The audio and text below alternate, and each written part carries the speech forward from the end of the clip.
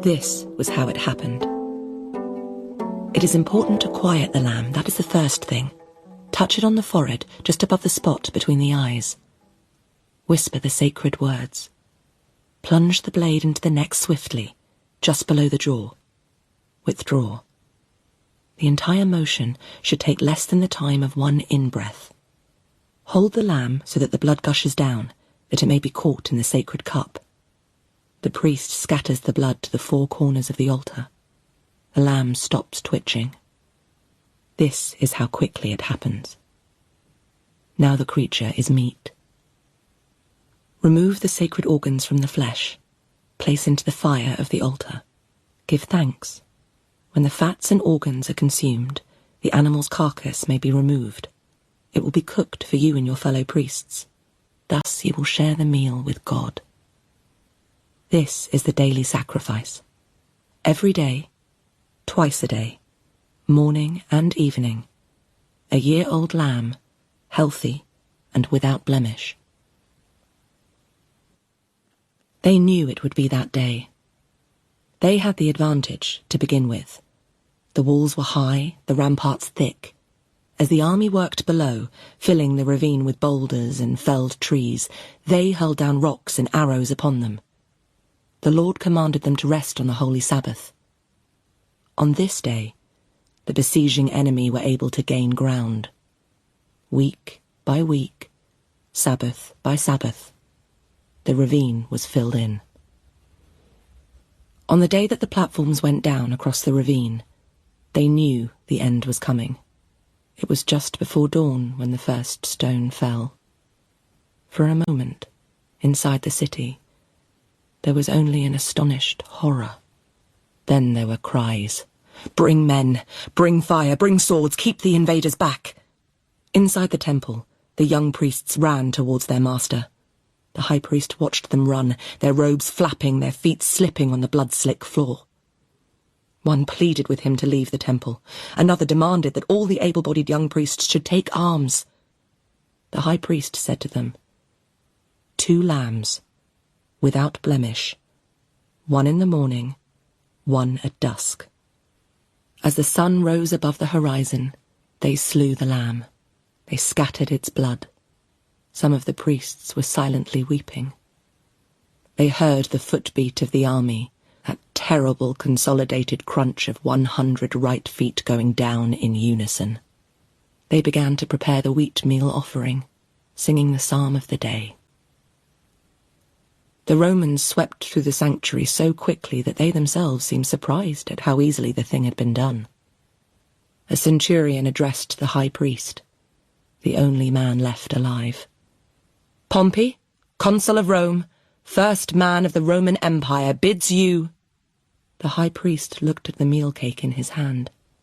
He crumbled it and placed it in the fire, as was his duty. The flames flickered green and blue. Pompey uttered a word. The centurion drew his sword, grabbed the priest's chin, pulling it up and back, and slit the man's throat. This was how it happened. And everything that came afterwards followed from this. Miriam. There is a dead boy on the hillside, they say, or maybe just almost dead. They bring him to Nazareth, thrown over the back of a mule. This is where Miriam first sees him. He is breathing, and they have wrapped him in furs. As they bring him in, a crowd comes to see. Is he someone's cousin, someone's nephew? They push Miriam to the front in any case, to take a good look. A mother would know her own son, however changed he might be. The half-dead man is not her son. How could he be? She notices that 2 fingers on his right hand are black. They place him in a mala, the widow's house, and put him to bed with the dogs for warmth. The pain from his blackened fingers keeps him moaning constantly, like an abandoned newborn. They call for the blacksmith, who performs the necessary deed with kindness, that is to say, swiftly.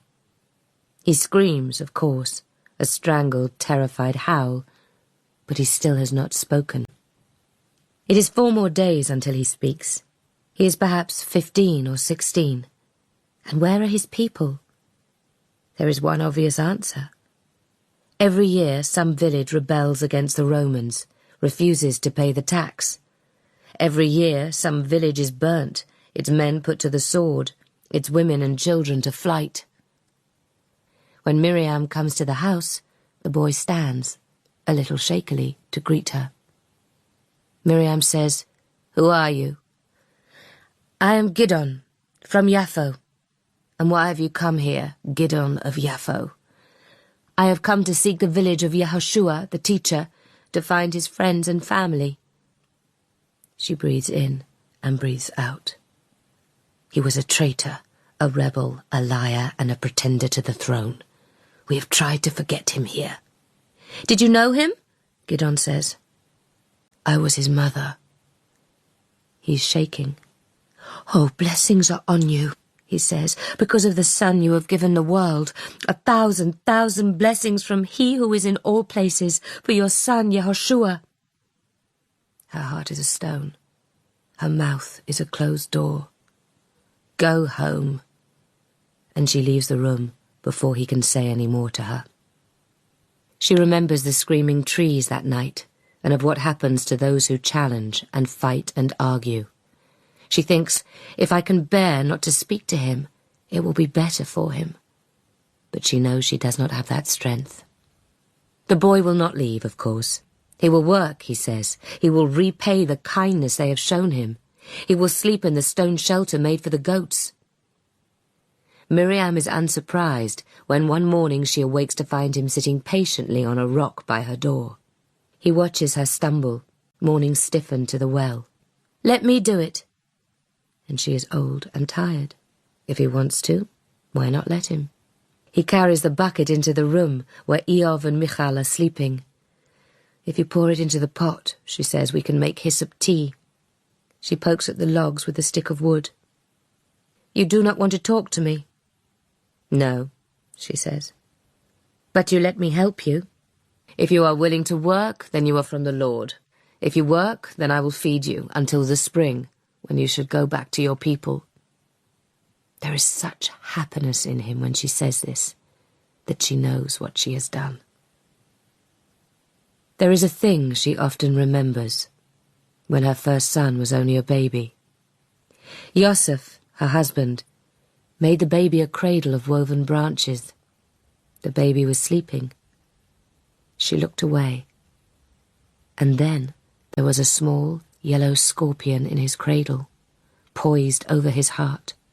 When she was a child, a man in the village was stung by a yellow scorpion like that. He died of it, shaking and sweating. She looked at the scorpion sitting on the chest of her sleeping child, and there was not a thought in her head. Every mother knows how it is. There is no thinking or weighing one thing against another. She reached her hand into the cradle, plucked out the scorpion, threw it to the ground and crushed it beneath her shoe to oozing yellow muck. She had been fast, but it had grazed the skin of her hand with its sting, leaving a faint red score on her flesh. As the day passed, her hand grew hot and heavy. Her limbs ached. She thought, "I shall die, like that man in the village. But it is better that I should die than my baby." When Yosef came home from the fields in the evening, he found her lying on the straw-filled mattress with hot, dry skin and glassy eyes, and the baby crying in her arms. At the end of 3 days, the fever broke. She recovered slowly. Her right hand never regained all its cunning, and she never regretted her action, not as she saw him grow tall and wise and strong. When he was a grown man of 20, she would thank her own hand sometimes for his life, her hand and the guidance of God. But this past year, she thinks, what was it for? What was the point of all the 1,000 acts of work and love that go to raise a child? What was the point of any of it, seeing what has happened, and that he has not left even a grandchild from his body to comfort her? The boy Gidon works hard, there is that at least, As she tends the fire, Gidon whittles a wooden stick to a sharp point with his knife. She says, "Who are your people?" He says, "My family are those who believe what I believe." "And where are they?" she says. "We are scattered. Now we who followed your son Yehoshua are wandering, teaching. We are spreading his words." He is leaning forward on his haunches now, observing her. "Become one of us, Mother Miriam. Listen to the teachings of your blessed son and tell us what you know of him." His voice is low, so as not to wake the children, but he is speaking with a dreadful urgency. "You must know the holy stories of his birth, his childhood. I had a dream. The clouds parted and a voice spoke from heaven, telling me to find you, to learn the stories you could teach me." She sighs. "Gidon, you are a good boy. If I were your mother, I would tell you this. Take a wife. Fill her belly with sons and with daughters, and forget that you came here for any other reason. That is a good life." But she sees from his face that this business is not over. He had been a distant child. Yehoshua could sit, staring at the waving barley, and when Yosef said, "What are you doing there, boy? Sitting idle?" he would reply strangely with an odd question. "Why did God make the locusts?" He returned to this thought again and again. What did it mean that rain fell? What did it mean that the dog died? As if the world were a book and meanings could be understood if one only read aright. She and Yosef argued about him. "He's always hanging round your skirts," said Yosef. "He's 9. He's old enough to work."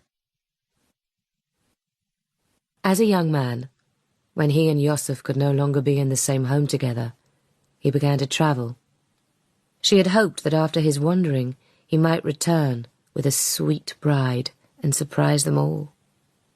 But no, he was odder than ever, more distant and strange. He would not meet anyone's gaze. He spoke to himself, or he heard voices. Yosef looked at him like a stranger at their table. The arguments grew worse. Then came a day when Yehoshua hit Yosef in a rage. After that, Yehoshua wandered further from their village, into the desert, for days sometimes. When he returned from the wilderness, he would not say who he had seen there or what he had done. And she remembered the charming child he had been, who would reach his little hand out for hers and show her a lizard or a new fern. And she wondered when she had lost him. Then one day, a week had passed, then 2, and he did not return. And then she heard a tale from a merchant that he was preaching and working wonders like a holy man. And they said another thing. They said he was out of his mind.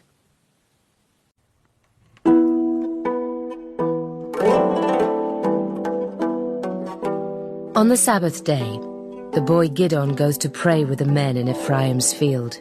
Miriam and the small children go to sit in the long barn and sing the women's songs welcoming the Sabbath. Some of the women ask about Gidon.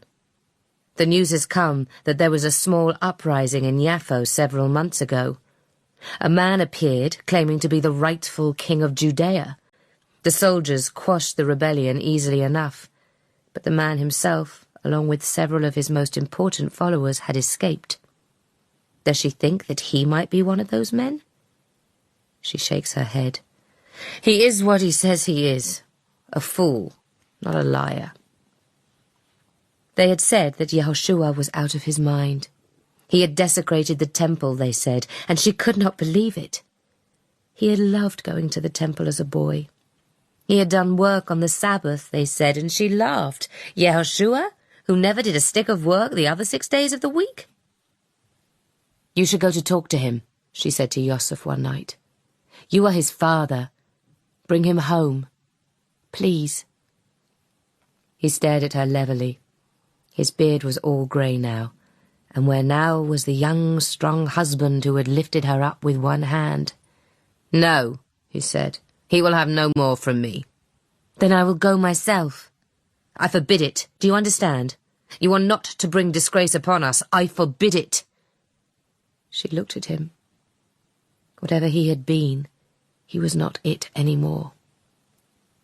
I understand, she said. It was around 2 weeks after that, when Yosef went north to trade, she called her grown sons to tell them what she intended, and they agreed to journey to see Yehoshua speak. As they approached Emek, a great swarm of people became obvious. Perhaps 300 or 400 were here. Were all these come to see her son? The synagogue was full. The people had spilled out onto the street. Miriam did not see him at first through the crowd, but Eov wormed his way forward, tugging on her hand, and 2 heads parted suddenly, and there he was, speaking. Her body turned cold, and then very warm, as if she were in love. Ridiculous, for her own son? She ought to have gone to him and washed his face off where his forehead was always dirty, because he would sit on the ground and sift the dirt and then rub his brow. She ought to have strode over to him and said, I am this child's mother. Give me the seat of honour. Only in the seat of her soul she had faltered. Yehoshua looked so comfortable there. He was debating with an older, wiser man, Ezra the teacher. Ezra dipped a cup in a jar of wine and placed it with a sharp slam in front of Yehoshua. The crowd became silent. Ezra said, I've heard it said that you work wonders and make cures in the name of God. Yehoshua nodded. Ezra smiled. Now tell me, is it true that you make your cures on the holy Sabbath day? Yehoshua said, It is true. Ezra banged the table so violently that the cups of wine jumped and spattered. Then you make yourself greater than God. Who are you to do away with the commandment to rest on the Sabbath? And so, if you heal the sick on that day, where does your power come from? Not from God. And the crowd erupted into foot-stamping and shouts of agreement. And then Miriam's son rose to speak. He spoke softly, looking not at the crowd, as Ezra had done, but above their heads, as though reading from letters written in the air like a prophet. He said, Tell me, is it permitted to save a life on the Sabbath day? And one of his followers shouted out, It is permitted. Well then, he turned his whole body round to Ezra, who are you to say I should not perform a cure? For if I left them one more day, perhaps there would be no cure at all. The arguments continued. There was a raving quality to Yehoshua. As he spoke, spittle flew from his mouth, his face became red, his eyes looked wildly, angrily round the room, and she thought, Is this my son? How did this man come from me? At last, when it was evening, Ezra called a halt, and they embraced as friends, as was right. Miriam could have rushed through while the crowd was dispersing and touched Yehoshua's arm, and perhaps he would have turned around and smiled and said, Mother. She sometimes occupies herself for hours, imagining that that is what happened. But by the time she had gathered the family and straightened her robes, the men were already in the back room of the synagogue, eating. She walked around to the back of the building, holding Eov and Michal by the hand, the older brothers walking behind her. She wormed her hand out of Eov's sticky grip and knocked. A man opened the door a crack. She had heard someone in the crowd point him out, Yehuda from Keriot, a man with a curling beard and an anxious look. We are the family of Yehoshua, your teacher, she said. We are here to see him. His frown deepened. I'll ask if he wants to see you. Her older sons met her glance. The anger rose from their shoulders like the steam-wreathed breath of cattle in the early mornings. He came back. He doesn't want to see you, said Yehuda from Keriot. We are family now. We who follow his teachings. When she came back to the village, the people asked where they'd gone and she said, "We went to see my son, Yehoshua, preaching. We ate meat and drank wine with him." She knew this would find its way to her husband. She did not care any longer. The day before Passover is time to bake the matzah, the flat, unrisen bread that they will eat for the next week. She begins to mix the water into the flour, and when she looks up, she sees that Gidon is watching her. "We ate them, the last meal with Yehoshua," he says at last. Her blood is chilled, and her bones are old ash. She does not want to know what they did. She wants to know everything.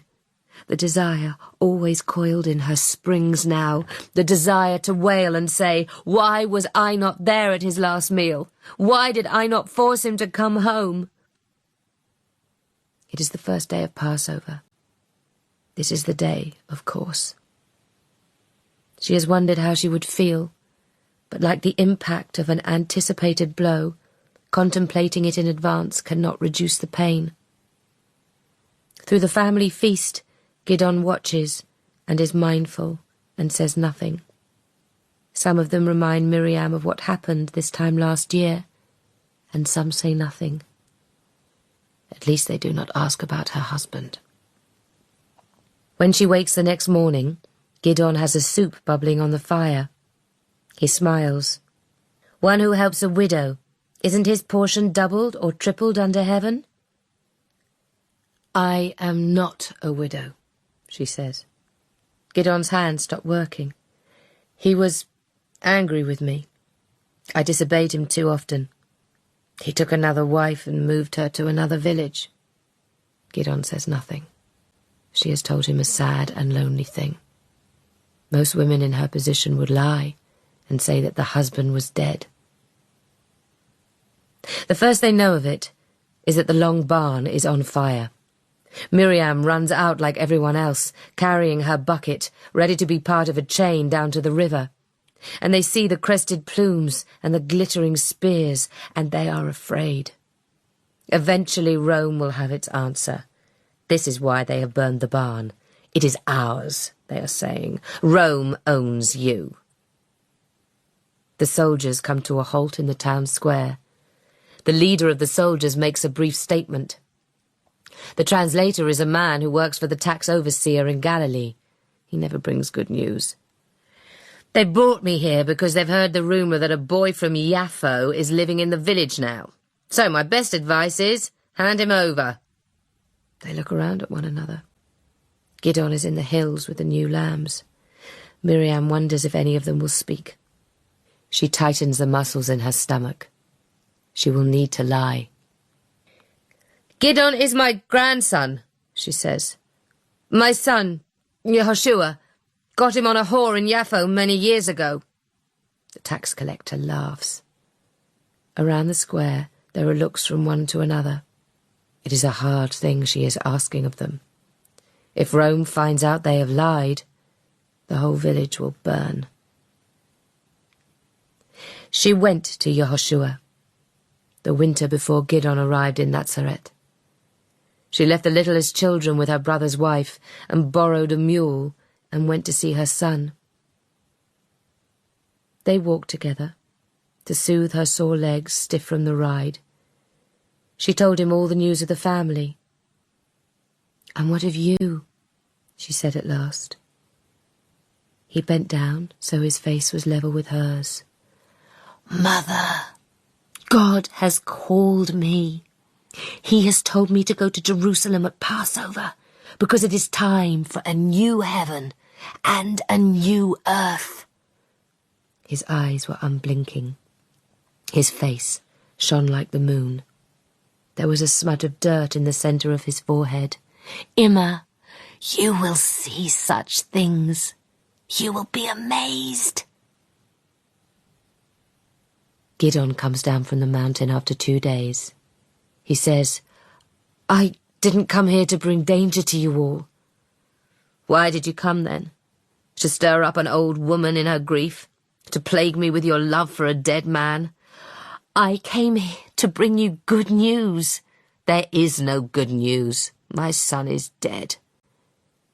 He says to her, so softly she can barely hear the words, he is risen. She has had dreams like this. Gideon says, he died and rose again, a miracle made by God. He showed himself to Shimon from Even and to Miriam from Migdala. He is alive, Mother Miriam. His voice cracks, and his eyes burn, and his face glows with a fervent intensity, and she finds a feeling rising up inside her so strong that at first she cannot identify it, until suddenly she finds that she is laughing. Did you come here for this? To convince an old woman that her dead son yet lives? She is angry now. If he lives, why is he not here, Gideon? Why would he show himself to Shimon and to Miriam from Migdala and not to me? And even as she says it, she hears the voice in her head of Yehuda from Keriot saying, we are his family now, we who follow his teachings. She sees his face, the last time she spoke to him, when she felt afraid and did not know why. And this is too much to bear. She raises her right hand and hits Gideon across his left cheek. He turns his face so that the opposite side is towards her. It is a kind of invitation. Her hand falls to her side. I would have known from across the world if he was still in it.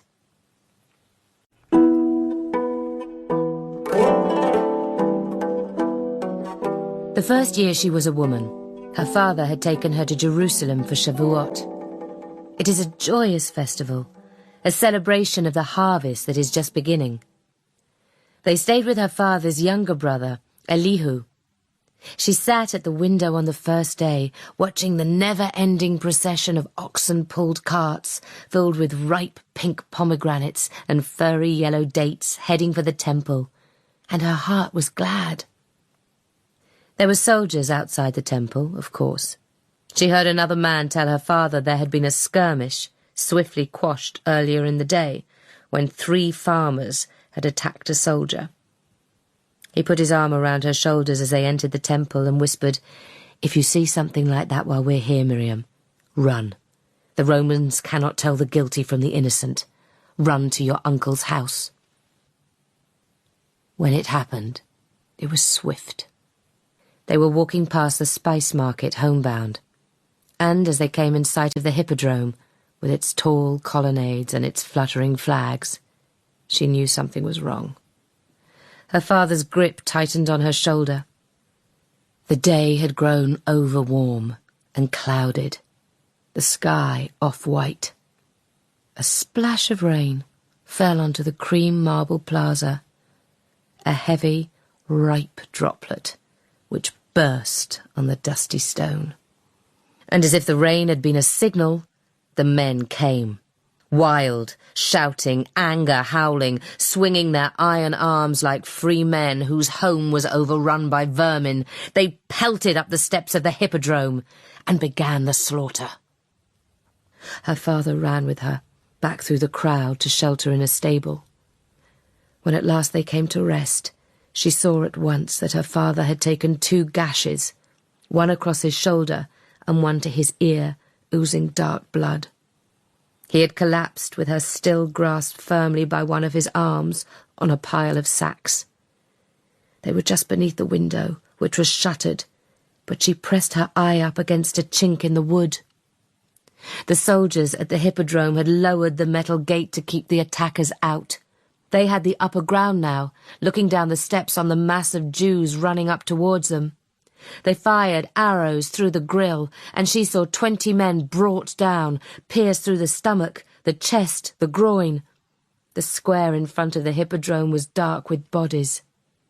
She heard cheering from the street outside. From the roofs of nearby houses, the Jews had raised ladders and ropes and had hoisted themselves to the upper levels of the colonnade. From there they were throwing down rocks, bricks pulled from the structure itself. The Romans tried to fight back at first, but the advantage of holding the higher ground was too great. There was a great cheering from the Jews on top of the hippodrome, a victory cry. Then there was a great cracking sound. She put her eye to the shutter again. The Romans had set the hippodrome on fire. The bottom part of the structure was stone, but the upper floors and galleries where the Jews had climbed were wood, and the wood was crackling flame. Some jumped to escape a death by flames. She saw some draw their swords and fall on them, and some waited or tried to climb down through the flames, and their cries were the loudest and most anguished of all. Before dawn, Miriam shook her father until he woke, and stumbling, dizzy, he came with her to the house of his brother Elihu. They stayed in her uncle's house 17 days. When at last her father was well enough to attempt the long journey, they left in the early morning. It was only then that she saw what was to be seen. Along the roads to Jerusalem, the Romans had erected wooden frames, 2 planks crossed, a long upright, and a short crosspiece, making a shape like a letter Zion. There were thousands. They lined the road on either side as far as she could see, down the hill and curving around, and to each frame they had nailed a man. There was the smell of blood, and the buzzing sound of flies, and there was the stench of rotting flesh like a taste in her mouth, and there was the sound. They cried for their mothers, she remembers. This was where she learned that all dying men call out for a mother, no matter what they said or thought before. "Do not look up," her father whispered to her. "Look down, walk on." So she walked through the valley, beshaded by the screaming trees. There are things which are too painful to think of, but she knows what a man calls out when he is nailed to a crossbeam. She should have forced him to come home. Gidon sits on a rock a little way from her house. She watches this boy who is so very alive. "Were you there?" she says. "In the uprising in Yaffo. They killed my family. For a long time I followed anyone who promised to destroy them." She nods. "I am different now," he says. "I did not lie that God told me to seek you out." She says quietly, "You believe what you told me? You hold it in your heart?" He says, "I do."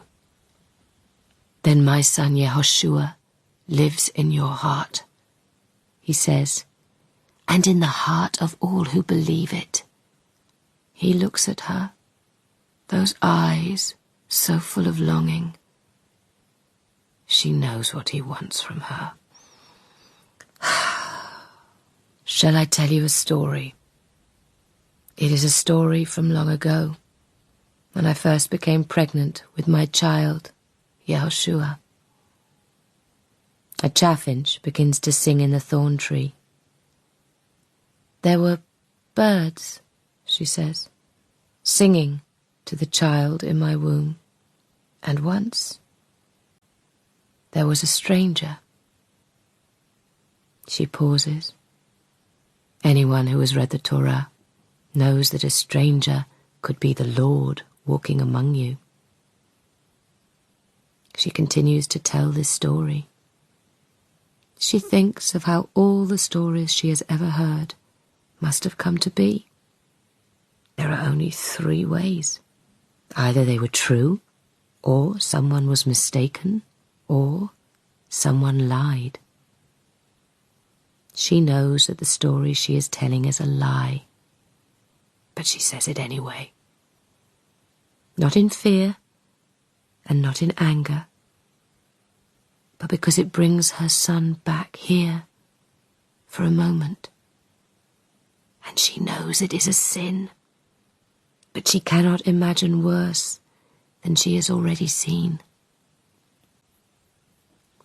Gidon leaves as they had planned, when it is coming close to the Feast of 7 Weeks, and the farmers are making their way to Jerusalem.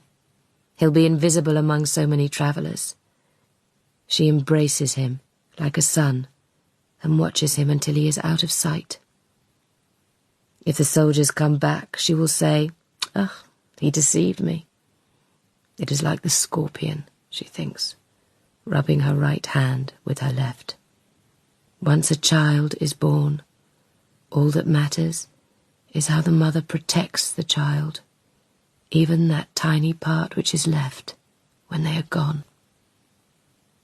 She turns. The children will be waking soon. Little Eov, demanding his breakfast. She goes to begin her work.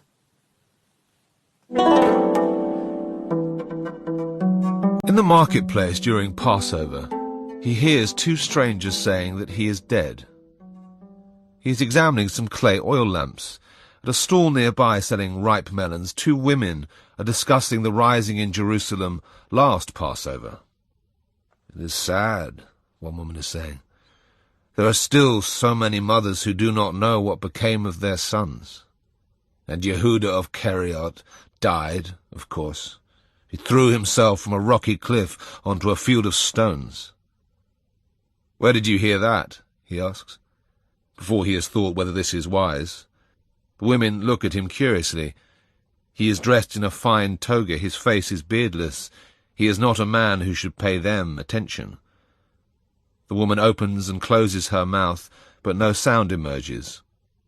At last she says, "Just rumours, sir. We have no common cause with traitors against Caesar." Her tone is pleading. He nods and smiles, allows his gaze to drift from them. He has no interest in scaring them. If this is the tale being told among those who knew his friends, perhaps he should find them, tell them he is still alive, try to explain what he did. He walks home slowly, taking the long route around west towards the harbour. Even on the Sabbath, there are baskets of fresh fish, oil and perfume from across the ocean, bolts of expensively dyed cloth. Caesarea is rich. He smells the banquet before he sees it, the sweet, sticky smell of spilled wine. It is the smell of money, copiously spent. He is late for the party. In the dining room, 6 men are reclining on upholstered couches arranged around a low table. There are dates, olives, bread, white cheese with herbs, and in the centre a huge ocean fish. The men are drunk already, and the meal is not even halfway over. "Ah, Judas." Calidorus pronounces his name in the Greek fashion. "We were beginning to think you had forgotten about us entirely." There is acid in his tone. "Never," says Yehuda. "I was detained by some business in the market. My apologies, gentlemen." It is time for him to perform. He is not exactly a guest at the banquet, just as he has not exactly been a guest in Calidorus's house these past months. Calidorus introduces him with the usual flourish. "Behold the man before you, once a follower and close confidant of a man some called the King of the Jews, but now a guest in my house. Since the subject of debate tonight is the gods, whether they are wise or foolish, to be loved or to be feared, his assistance will be invaluable." He beckons a slave to fill his wineglass again. "Come, tell us, Judas of Keriot. Tell us about the God of the Jews, and how your master was very nearly mistaken for him." So he tells them the story they want to hear. In the version he tells, he is the impudent Puck, the fool who dares to challenge the king. In this story, Yehoshua, his friend, the man he loved best in all the world, becomes a puffed-up little prince who waved his needle-like sword at Roman rule. He paints himself as foolish, giving his friend up and believing that Pilate would do no more than scold him. The men laugh. They drink more wine. Calidorus is pleased. And while he tells this liar's tale, Yehuda reminds himself of how it really was. He does this every time, although it pains him, because he must know it, if only in his heart.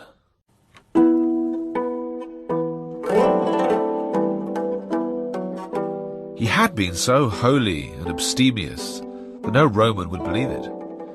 His father had died when he was a boy.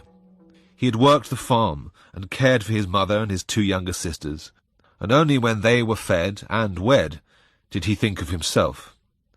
And when he married, yes, at 28, and yes, a virgin, when he lay with his wife that first time, he thought of the deed as much as a joining with God, as with the lusty woman Elkanah who had consented to marry him. He felt lucky past imagining.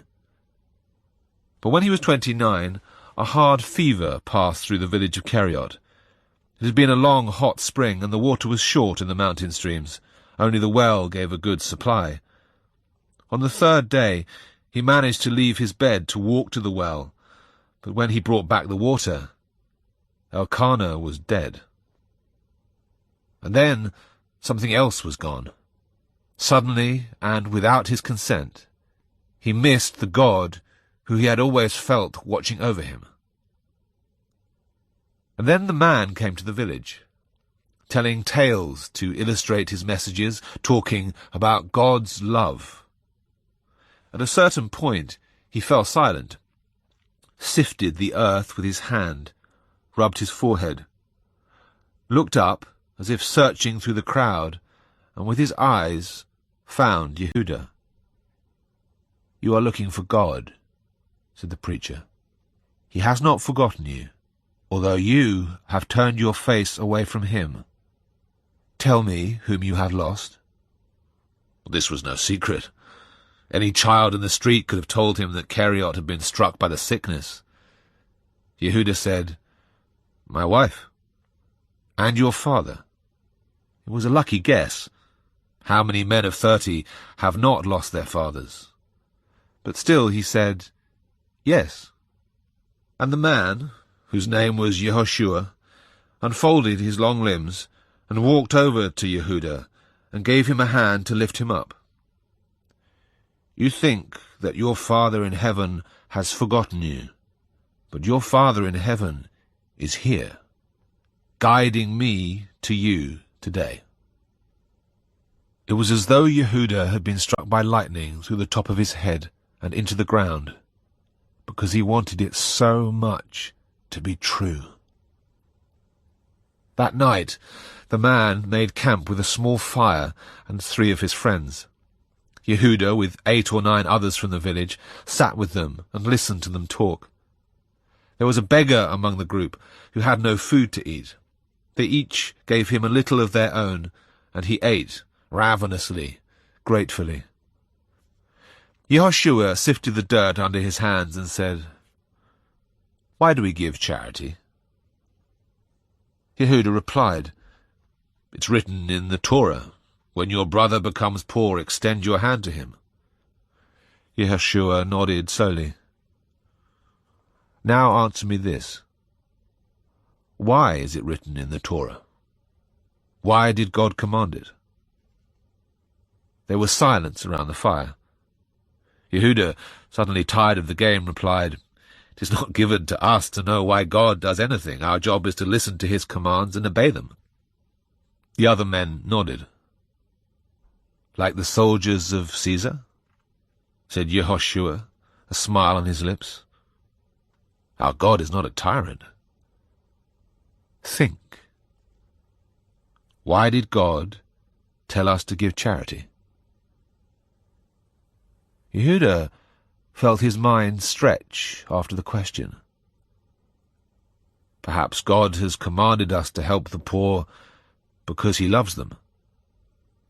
Yehoshua clapped him on the back. "This is a good answer, my friend. How if I say this? The Torah says, love your neighbor. But since everyone is someone's neighbor, I say, love your enemy. Imagine it. The Romans and the Greeks and the Syrians. Imagine if we all learned together to love one another. Yehuda allowed his mind to follow across the empires and kingdoms that fought and tried to rule and subdue each other. And he imagined what might happen if this simple message, love your enemy, were the accepted creed of all the world. If one man went against it, he said at last, the whole thing would be broken. Then we cannot rest until every man has heard it, said Yehoshua softly. What shall we use up our lives for? More war, like our fathers and their fathers? Or shall we use ourselves for a better purpose? And Yehuda saw it, just for a moment. In this instant, the whole world was new to him. He could not stop thinking after that. His mind was rattling like a cart on a rock-strewn road. He knew he had to join them. This man, he thought, this angry, righteous man, would change the whole world.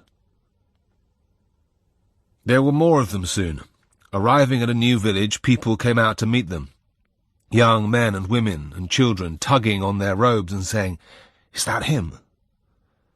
But when he thinks of it, it is not so strange, because, of course, there were also the cures. In Kufar Nahum there was a great crowd, and from among them Yehoshua picked out a man who was wailing and ripping at his own hair and garments. He was possessed by a demon. They could all see it. But Yehoshua looked into the man's eyes and said, "You will be peaceful for me, for you know I am your master." And the man stared at him like a frightened dog finally finding the leader of his pack. "Demon in this man's soul, tell me your name," said Yehoshua. "In the name of God our Father I command it." And then the demon in the man spoke. Its voice was a growl like a wolf and a low hiss like a lizard, and it said, "I am Baal Nachash, the Lord of Snakes, and this man is mine." The people were amazed, because everyone knew that a demon can be commanded by his name. So Yehoshua put his hand on the man's forehead and said, "Baal Nachash, in the name of God our Father, I command you to come out of this man, by the name of Yahweh." And the people gasped, because this is the true name of God, which is never to be spoken aloud, except by the high priest in the holiest place in the temple in Jerusalem on Yom Kippur, the holiest day of the year. And hearing this forbidden name of power, the man's whole body stiffened, his back arched, and he let out a wild scream. It lasted for the time of 10 breaths, and everyone heard that it was the sound of the demon leaving the man's body. After this, Yehoshua and Yehuda sat talking, long after the others were sleeping. Yehuda said, "I knew a man in Keriot ran mad with a demon. But when his mother spoke to him, he became calm." "If a demon listens to a man's mother," Yehuda said, "it is not because the mother has power over the demon. The mother has power over the man. The name you spoke today has power over all men." Yehoshua threw back his head and laughed. "You are right. I do not know how I do what I do. When I speak, the demons may listen. But what happens next is in God's hands." It was about this time that there started to be 12 of them, the closest ones, the inner circle. Yehuda noticed that he was the only one in that inner group who had been known to argue back, to challenge in open meeting. "Do you know what they are saying of you?" he asked. Yehoshua frowned. "They are saying that you are the Messiah, the true son of David." He wanted to carry on, to list all the different kinds of magic that the Messiah would do, to make Yehoshua laugh. He wanted so much for him to laugh. He did not laugh. "Are you going to make a lion lie down with a lamb?" said Yehuda. Yehoshua spoke very low and quietly. "Who knows what may happen through God's will?" And Yehuda wanted to shake him by the shoulders, to slap his face, to say, "For God's sake, man, all that we have worked for." But he saw that it was too late for that. It was a little time after that he sent them out across the land to spread his words and to heal the sick. Yehuda set off in high excitement to see what God meant for him to do. And so he came to a village in the east, and there they brought him a boy. He had a misshapen leg. The bone of it was bent and the skin sore, and the whole leg crushed by the weight of his body, so that he had to support himself on a stick. Yehuda's heart leapt out of his body when he saw that boy. "Father," he said, "heal this child. Take his suffering from him. Make him whole as I am whole." He felt the power in him, the Spirit of God moving him. And the boy smiled and said, "It is so warm." And he moved his leg, but it was not healed. The boy's mother looked at Yehuda. "You may be a man of God, but there is no power in you." Yehuda could not sit with the others that night, as they talked of the great miracles that God surely had in store for them in the future. He wandered down to the camp of the foreigners, where the non-Jewish people interested in the teachings of Yehoshua slept. It was an accident that he happened to speak to Calidorus.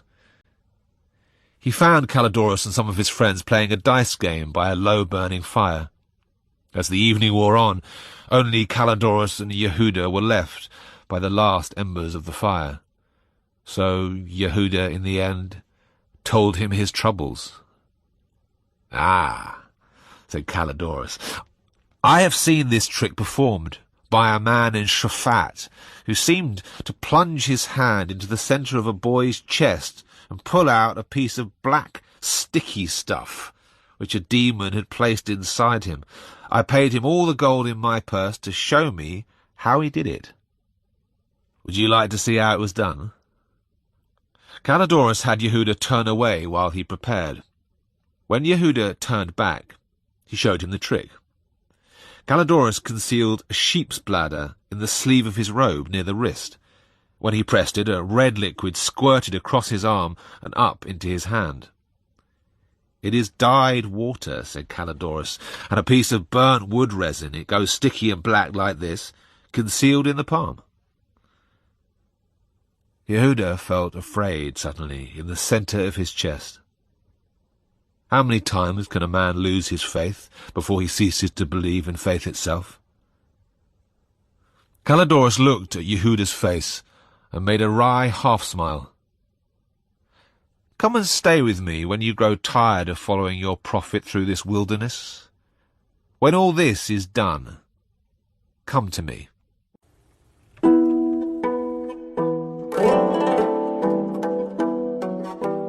There grew to be an inner circle within the inner circle. Yehuda was not part of that group. They argued over who could sit closest to Yehoshua, like children fighting over a toy. Yehuda had always felt it, the desire to be close to the man, but those weeks the thing began to tip over into madness.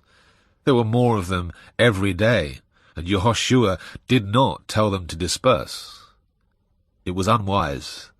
They looked now like the kind of rebellious multitude that the Romans dealt with so swiftly. They looked like bodies waiting to be nailed up along the road to Jerusalem. It was coming towards a hot, late Passover. The air was ripe with the green scent of acacia trees and with the hum of hovering insects. They came to the house of a friend, a merchant by the name of Shimon. Shimon had given much of his wealth to the poor. The house was heavy with the smell of a great crowd of the sick and the dirty.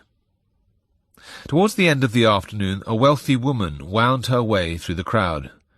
She was dressed in a fine silk robe, her hair elaborately turned in several plaits around her head, and she was mad, either mad or drunk. She was carrying a small alabaster jar of perfumed oil. She stopped in front of Yehoshua's chair of honour, bowed low, ceremoniously but with a curious, simpering smile on her face. She cracked the stem of the jar so that they could smell what she had brought. It was spikenard, a dense scent of mint and spices and a meaty richness, one of the rarest components of temple incense. She spoke in a slow, slurred voice. "May I anoint you?" Yehuda waited for Yehoshua's easy smile. He would say no, but he would show her by his kindness that her offer had been accepted in the spirit, if not on earth. This is not what happened. Yehoshua's glance met the woman's eerie, glazed eyes. He bowed his head before her for the anointing. She tipped the vial. The oil began to flow out over Yehoshua's hair. Someone rushed to stop her. Every drop that fell was a meal for 20 people. Every thick glug a field golden with high, waving wheat. The whole fortune of it poured out upon Yehoshua, coating his head, his shoulders, filling the room with the thick, nauseating, choking scent. The house emptied quickly. No one could bear to be near the smell of too much goodness gone to waste. Something was building in Yehuda now. Why did you let her do it? We could have sold that perfume and given the money to the poor people all around us. It's worth a year's wages to any of these men. Yehoshua looked at him, that bright, burning look. Do you think I will be with you for much longer?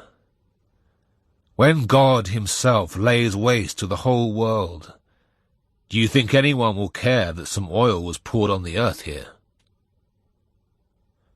Yehuda trailed behind the group as they walked on from Bethany. He said out loud to the broken yellow hillside and the scrubby bushes, "Everything can be justified this way. If the world is to come to an end, how can we know that one thing is right, another wrong?" In those days, he saw Calidorus again. "Well," said Calidorus, "how goes the quest to overturn heaven and earth?" Yehuda said, "There are men casting bones by the side of the road who say Yehoshua will be king before New Year." Calidorus half smiled. "Would he make a good king, do you think?" Yehuda shook his head. "The man I first followed would never have wanted to be king." "You know, I believe that is what Caesar said when he first took power. It is quite surprising how seductive a crown can be." Yehuda looked at him, frowning. Calidorus was a wealthy Roman citizen. "Why are you here, Calidorus?" "Here in Judea, I mean." Calidorus shrugged. "I like to be able to speak my mind, Yehuda. That used to be the foundation stone of Rome, but now anyone who opposes Caesar is swiftly found to have been plotting treason." "If you could plot against him," said Yehuda, suddenly bold, "would you do it?" Calidorus looked at him very keenly. "No man should be told he's a god while he still lives. It doesn't promote good thinking. Losing one's faith is so very like gaining it.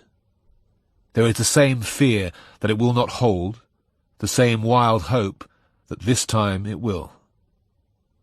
One has to lose one's faith many times before one begins to lose faith in faith itself."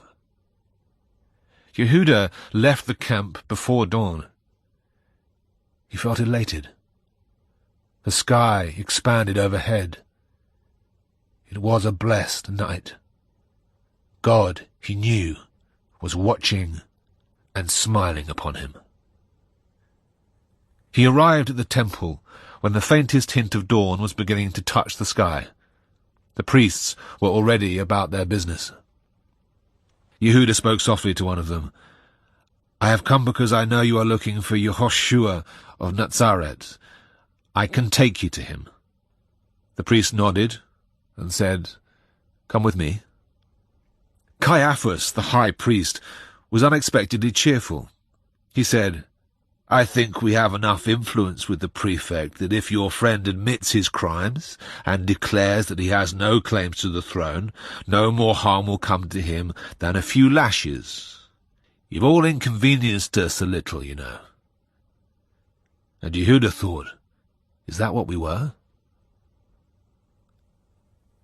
When he returned to the camp, Tadai greeted him with a kiss on both cheeks and a punch to the shoulder. "Matizyahu said you'd gone whoring," and some of the others round about laughed because they could not believe it of Yehuda. They ate together that night, as they often did. This was the first night of Passover. It felt significant. They were excited like children. They walked in the fields after the meal.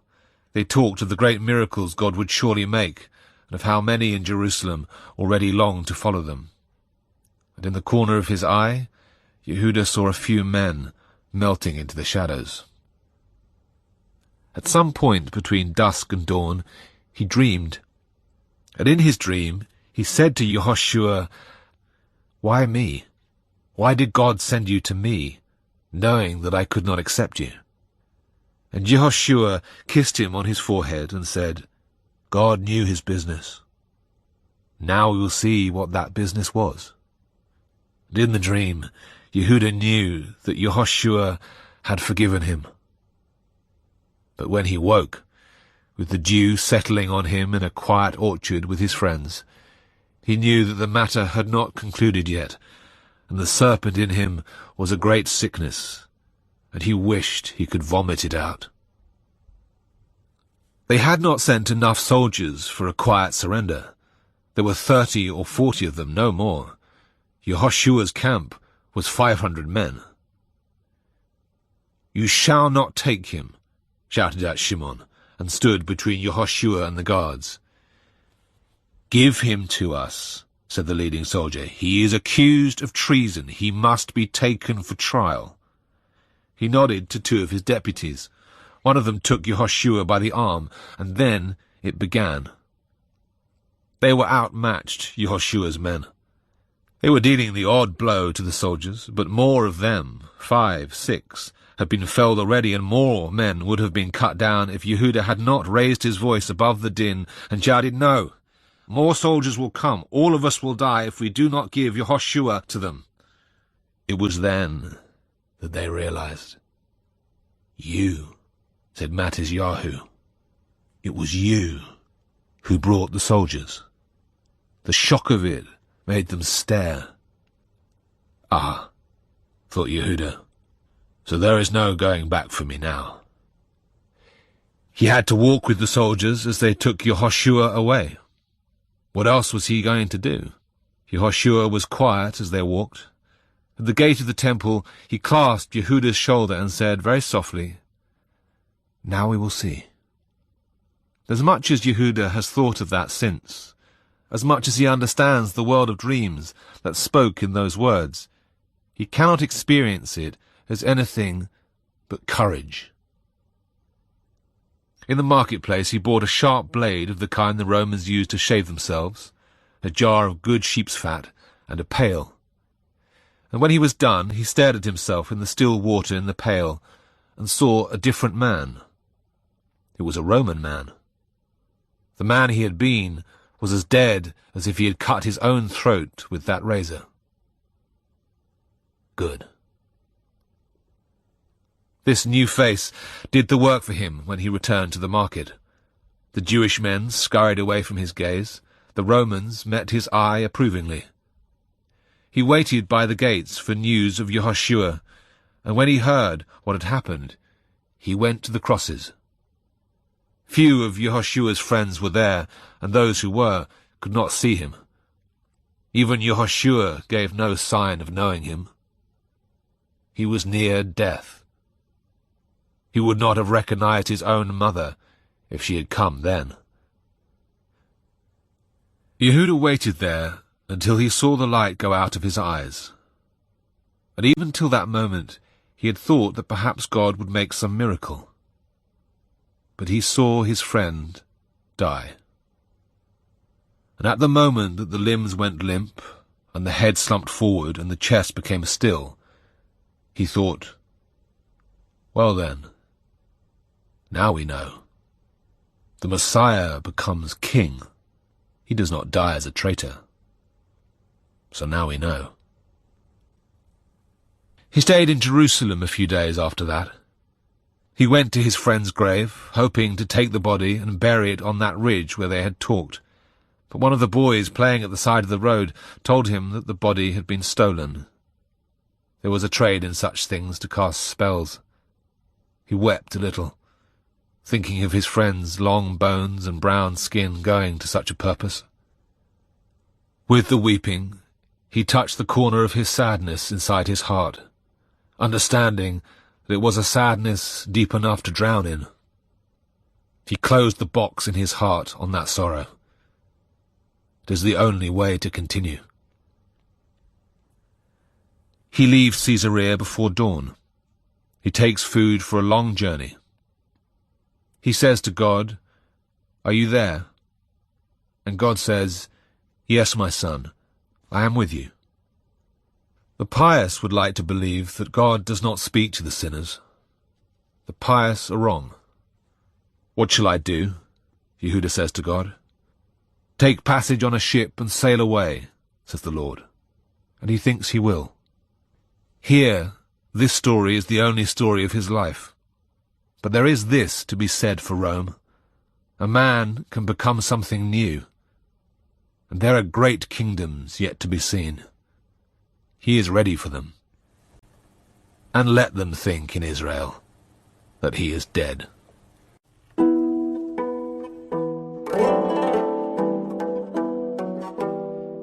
They tie a rope around his ankle so that if he dies, they will be able to haul him out. People say that 1,000 years ago, under the rule of King David or King Solomon, such a precaution was not necessary. The high priest would enter the Holy of Holies alone on Yom Kippur, perform the sacred rituals, and the holy breath would descend and the people would be forgiven. But now they know he may not come out alive. The Holy of Holies, the chamber at the center of the temple, is the holiest place in all the world, and often the high priest does not, these days, survive the experience. It is since the Romans, of course, since Pompey with his iron boots strode about the holy chamber, and yes, it is because of the men themselves. The high priests, who once were chosen by their fellow priests for their wisdom and holiness, are now picked by Pilate, the prefect, for other, more practical qualities. They do not always survive.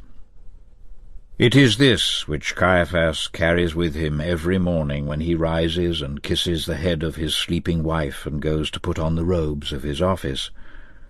Today is ordinary, and tomorrow will be ordinary, and the next day, in all likelihood. But once a year he will stand in the full presence of the Almighty and see if he is worthy to survive. He has a suspicion regarding his wife. He has seen her in the courtyard, her hair oiled with perfume.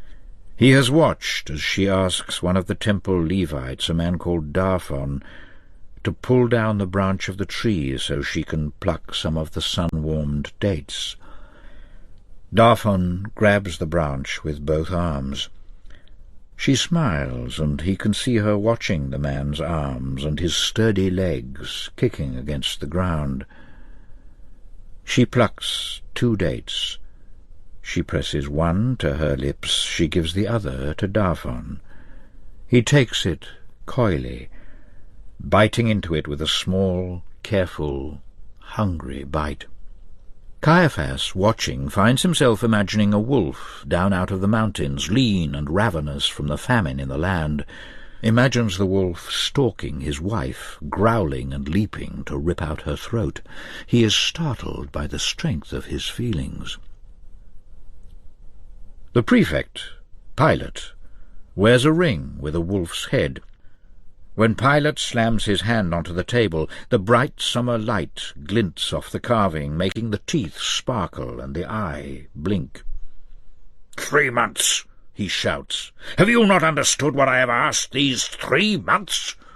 I want the money. Caiaphas licks his upper lip. What you are asking is impossible. Pilate brings his hand down on the table again. It is not impossible if I command it. Give me the money from the temple so I can build the aqueduct and bring the water from the hills. The money that is given to the temple is a sacred trust given to us by God, Caiaphas says. Pilate pokes his finger at Caiaphas. You will give me the money and tell them that your God has commanded it. Caiaphas inclines his head as if to say, I will try, but I cannot promise. Or possibly, you are a fool and hold on to this city by a tiny thread. He has been ending conversations this way for months now, appearing to concede, never quite consummating his promises. Every morning and every evening a lamb is sacrificed. But this is only the beginning. Every morning and every evening incense is burnt on the altar in the Holy of Holies. On the Sabbath, a meal offering of flour and oil and wine, to say nothing of the particular sacrifices at New Year in the autumn and Yom Kippur 10 days after that. "And you think this is easy?" Annas had said to him when he was a young man. "Let us take the incense, for example." Caiaphas, attempting to impress the high priest, had spouted the lines he had learnt. There are 11 spices in the incense, frankincense and myrrh and spikenard and saffron and— Stop! Where does the saffron come from? From flowers? From only one flower, which grows most plentifully only in Persia. We use a sack of it every month. 100 men, labouring crouched over their flowers, are needed to supply us with saffron alone. The wagon is driven by a strong man with 5 other men guarding it. They pass through mountains and valleys. They fight off bandits. At night they take turns to sleep. At last they arrive in Jerusalem, if we are lucky. But most important of all, none of this can happen if at any point along the way a war is being waged. To bring us all these things, that which is most needful is peace. Annas drew himself to his full height. That is the role of the high priest, to maintain the temple services, to maintain the peace. Nothing is more important. Annas comes to see him at the end of the day as he is relaxing in his city home. Annas is a powerful man still, both physically and politically, and Caiaphas embraces him as a welcome guest. Annas says, "Have you heard that there will be war between King Herod Antipas and the Nabateans? King Aretas of Nabatea is still fuming that Herod dared to divorce his daughter." "A war? Over a dishonoured daughter?" "Men love their daughters, Caiaphas." Annas grins, showing his teeth. Caiaphas's wife serves them boiled whole Galilee fish and freshly cooked flatbread. She bends this way and that as she lays out the food. She is beautiful, and he cannot help but watch the way her robe outlines her buttocks when she stoops, and he wishes his suspicion were not true. But he thinks of her eyes darting to Darphon, and a fire burns in his veins. When she has finished with the food, she comes and wraps her arms around Annas's shoulders. "Is he treating you well, my darling?" Annas says, laughing. "Oh, father, he's terribly cruel, and beats me every night." She winks and smiles, and they all laugh. Caiaphas would not be high priest if it weren't for his wife. There is no shame in it, not really. This is how a man becomes powerful, by impressing an older and wiser man and by marrying his daughter. Men love their daughters. The next day, after he has finished with the morning sacrifices, there are various pieces of business to attend to. Natan the Levite arrives carrying a jar of wine from Tyre under his arm. "From that Asher family in the north, the people who had the trouble with bandits. They've offered 15 casks in place of their tribute." They taste together. "And then there is the other matter. Livan's daughter gets married next week." "Ah," says Caiaphas, "do you have a new girl for me to meet?" "I have her waiting in the outer room." "Well, bring the girl in," says Caiaphas. She is round-cheeked, with bright, black, searching eyes. "Sir," she says, a small smile at the corners of her mouth, "is your wife in good health?" He laughs. "I see you've had the thing fully explained to you." "Perfectly." It is not a complex matter. The high priest must be married. He alone goes into the holy sanctuary on Yom Kippur, and to atone for the sins of the whole house of Israel, he must be a whole man. He must not be unmarried. This raises a problem.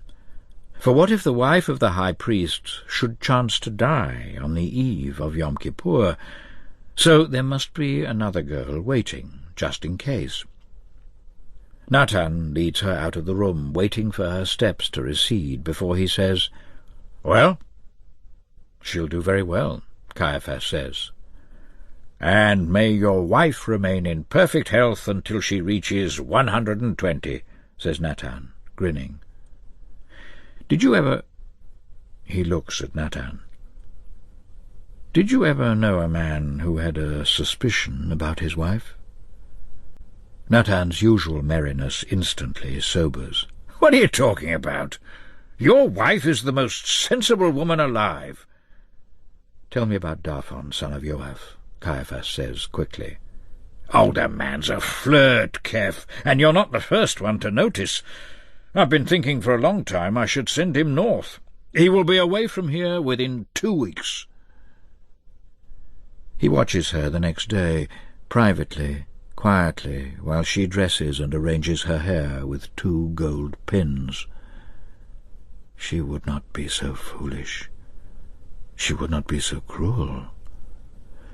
Every part of him will go into the Holy of Holies on the Day of Atonement. No part of him may have touched an impure vessel, so he must know. There is a thing a man can do if he has a suspicion regarding his wife. It is written in the Torah. A man who suspects that his wife has lain with another man must go to the priests and declare that the breath of jealousy has entered him. And then they bring the wife. They take holy water from the sacred well in the temple and mix into it a tiny pinch of dust from the floor of the holiest enclosure in the temple. And finally they write the curse against adultery on a piece of paper, and they put the paper in the water until the ink dissolves. And this holiest of holy water, this water which contains the unspeakable name of God, this they make her drink. And then 2 things may happen. If she is guilty, then the waters will be bitter waters, and in the fullness of many days she will die. But if she is innocent, she will conceive a child. Caiaphas could call his wife to be scrutinized by this ceremony. But if she died of it, he would have killed Annas' daughter, and Annas is a powerful man. And if she lived, he would have disgraced Annas' daughter, and Annas is a powerful man, and men love their daughters. There is another interview with Pilate the following day. The wolf's head amber ring glints, and the man makes it very clear that if he does not have his money for the aqueduct, he will have to look for a new high priest. Annas has another son waiting to take the office, and would not that be in some ways easier? Caiaphas would not be able to remain high priest anyway if he allowed Pilate the money. God will see what he has done. Annas does not agree. Give him the money. Have 10 priests take the money to him through the temple at noon. But the people will revile me for a traitor. Not as much, says Annas, as they'll revile Pilate. He'll find a way to get his money, but if we do it this way, the people will be angry, says Caiaphas. He will not be able to stand against them, says Annas. From the thin line of trees marking the start of the mountains comes a single howl, then another and another.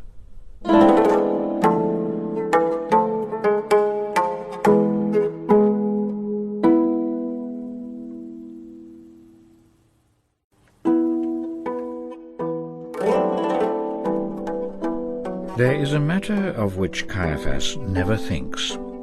Not that he has decided not to think of it, but it simply does not cross his mind. However, if anyone inquired, he would remember a madman they handed to the prefect for Roman justice. The first time he saw the man, he was a genuine inconvenience. Caiaphas looked up through the window of his reading chamber. There was a madman in the courtyard, whirling his arms wildly, shouting without cease, "My father's house, a holy house, evildoers!" The man was overturning tables, raging like a child. He put both his arms under the planks on blocks of the man selling holy oil and hurled them wildly. 100 tiny ceramic jars shattered on the marble flags. A wave of tremendous irritation broke over Caiaphas like a fine sweat as he watched the man. It was this that he struggled against, day after day, wanton demolition. They chased him out of the courtyard in the end, and the young priests set the tables to rights. And then many days passed. There was a rising in the east and a spate of murders of soldiers by bandits in the west. Rome was unhappy. It was time again to round up the troublemakers and make an example of them. It was a lucky thing that a man, Yehuda, came to them saying that he knew where they could find Yehoshua, who had tipped over the stalls in the courtyard that day.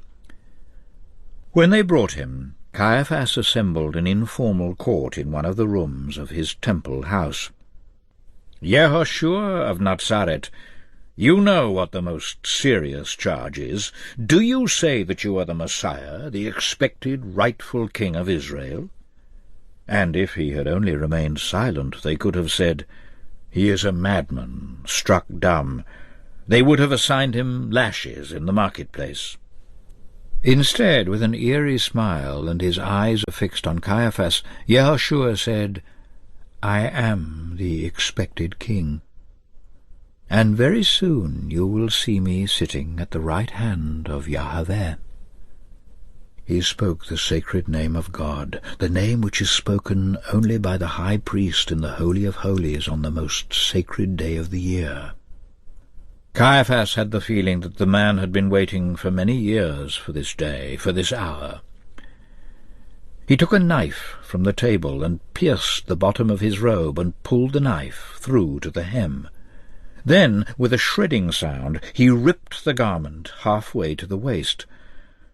The others around the table nodded, knowing that ripping one's clothes, the sign of deepest mourning, is the only proper response to hearing the true name of God spoken in the wrong place and at the wrong time. He found his voice hoarse despite himself. "If this is what you say, then we have no need for witnesses." And so Pilate summoned him in the morning. "I hear that you have a man found guilty of blasphemy. This is a sin against Rome, you know. Give him to me." Annas told him later that they had crucified the man, along with a few others, and in some piece of public theatre had released the rebel Bar-Avo. Caiaphas, thinking guiltily of the man's cracked lips and wild rolling eyes, and fearing that his tomb might become a meeting place for rebels, sent 2 slaves to bury the body honestly in an unmarked Jewish grave. But by the time they arrived, the corpse had already been stolen. A pity. The whole thing had been a foolish waste of life. And if anyone were to suggest to Caiaphas that this little episode were the holy of holies of his life, the tiny chamber at the centre of his heart, which is somehow larger than the whole edifice which surrounds it, he would frown and half smile. If this is a secret chamber, it is entirely empty. It does not come from nowhere. A city does not catch fire in an instant. It has been months and years. It has been the taxes and the tribute. It has been the way the Romans look at the Jews, the little taunts, the shoulder bumps as they pass. And the city bakes in the sun, and the city is as dry as a tinderbox. Pilate sends word again that he will have the temple money. Caiaphas has 10 priests go down into the storerooms to bring up the gold. They walk through the burning hot marble plaza at noon with their boxes of gold, saying, "Make way! These chests are bound for Prefect Pilate." And the curled cedar shavings are smoking in the sun, and the spark flies off. Into the night they wait, standing on street corners, their cloaks pulled up around their faces. One of them begins to shout. It is the old call, "For David, King of the Jews!" They take it up and throw it between them. "For David! For David!" like a wolf pack taking up a howl. The riot goes on through the night. There is a glory in it for the young men whose blood is up, but in the morning the streets are full of broken pots and the smell of burning in the air, and the people look at each other with downcast eyes, and Caiaphas thinks, this? They begin to gather in the afternoon at the prefect's palace, shouting out that the temple money is holy, that the prefect must not use it for this watercourse. Pilate leaves it until the late afternoon to address the crowd when they are at their most irritable. "People of Jerusalem, I have heard your voices, and this is wrong, because it sounds like a mockery of God's words, telling the children of Israel in Egypt that he has heard their cries. But nothing that Pilate says in this tongue can work. People of Jerusalem, Rome bears great love for you. Shame, 'cause we hate her." A ripple of laughter. Can any man bear to be laughed at? And Pontius Pilate, who has never suffered, who has never lived under occupation, raises his right arm high and brings it down on the balustrade 3 times. All over the square, quiet men mingling with the crowd throw back the hoods of their simple travelling cloaks and pull out their daggers. The first people die before anyone has even understood what is happening. All around the square men fall to their knees, gasping, clutching at mortal wounds, or try to cry out and are silenced by a swift swipe to the throat. And when it is done, Pilate stands alone on his balcony and looks at the field of conquest, and perhaps he wonders if this is how great Caesar feels after a battle, and why it does not feel more glorious. In the evening, Annas and Caiaphas sit together in silence, listening to the wailing ululations from every part of the city. Annas has rarely miscalculated. "I thought there would be a riot, but the riot would show that he had not the love of the city, and Rome would take him back. And what now? Will Rome summon him back for this?" Annas shakes his head, and his eyes are wide and staring. Caiaphas does not lie with his wife at all for several weeks. One evening, when he visits the sanctuary for solitary prayer, he bends down and picks up a pinch of dust from the floor. He folds it into a scrap of linen. In the private pre-dawn light, when the household is sleeping, Caiaphas takes a horn of ink and a quill and a strip of vellum. He holds the parchment still and begins to write. It is the words of the curse against adultery. There is the name of God. He fills a small, slender-necked jug with water. Without thinking too hard, he plunges the paper into the water. The name of God is now in the water. He takes from his belt the folded-over piece of linen. He retrieves from it the pinch of dust, drops it into the water, shakes the jug to dissolve it. He brings an empty wineskin from the kitchen and pours the holy water into the skin. It is done. The next day he takes his wife on a long walk in the hills. He brings wine with them and a little dry bread and hard cheese, and skins of water, including one which he is very particular to keep separate from the rest. He finds a shady place for them to sit. His wife is smiling now, puzzled as if she did not know him.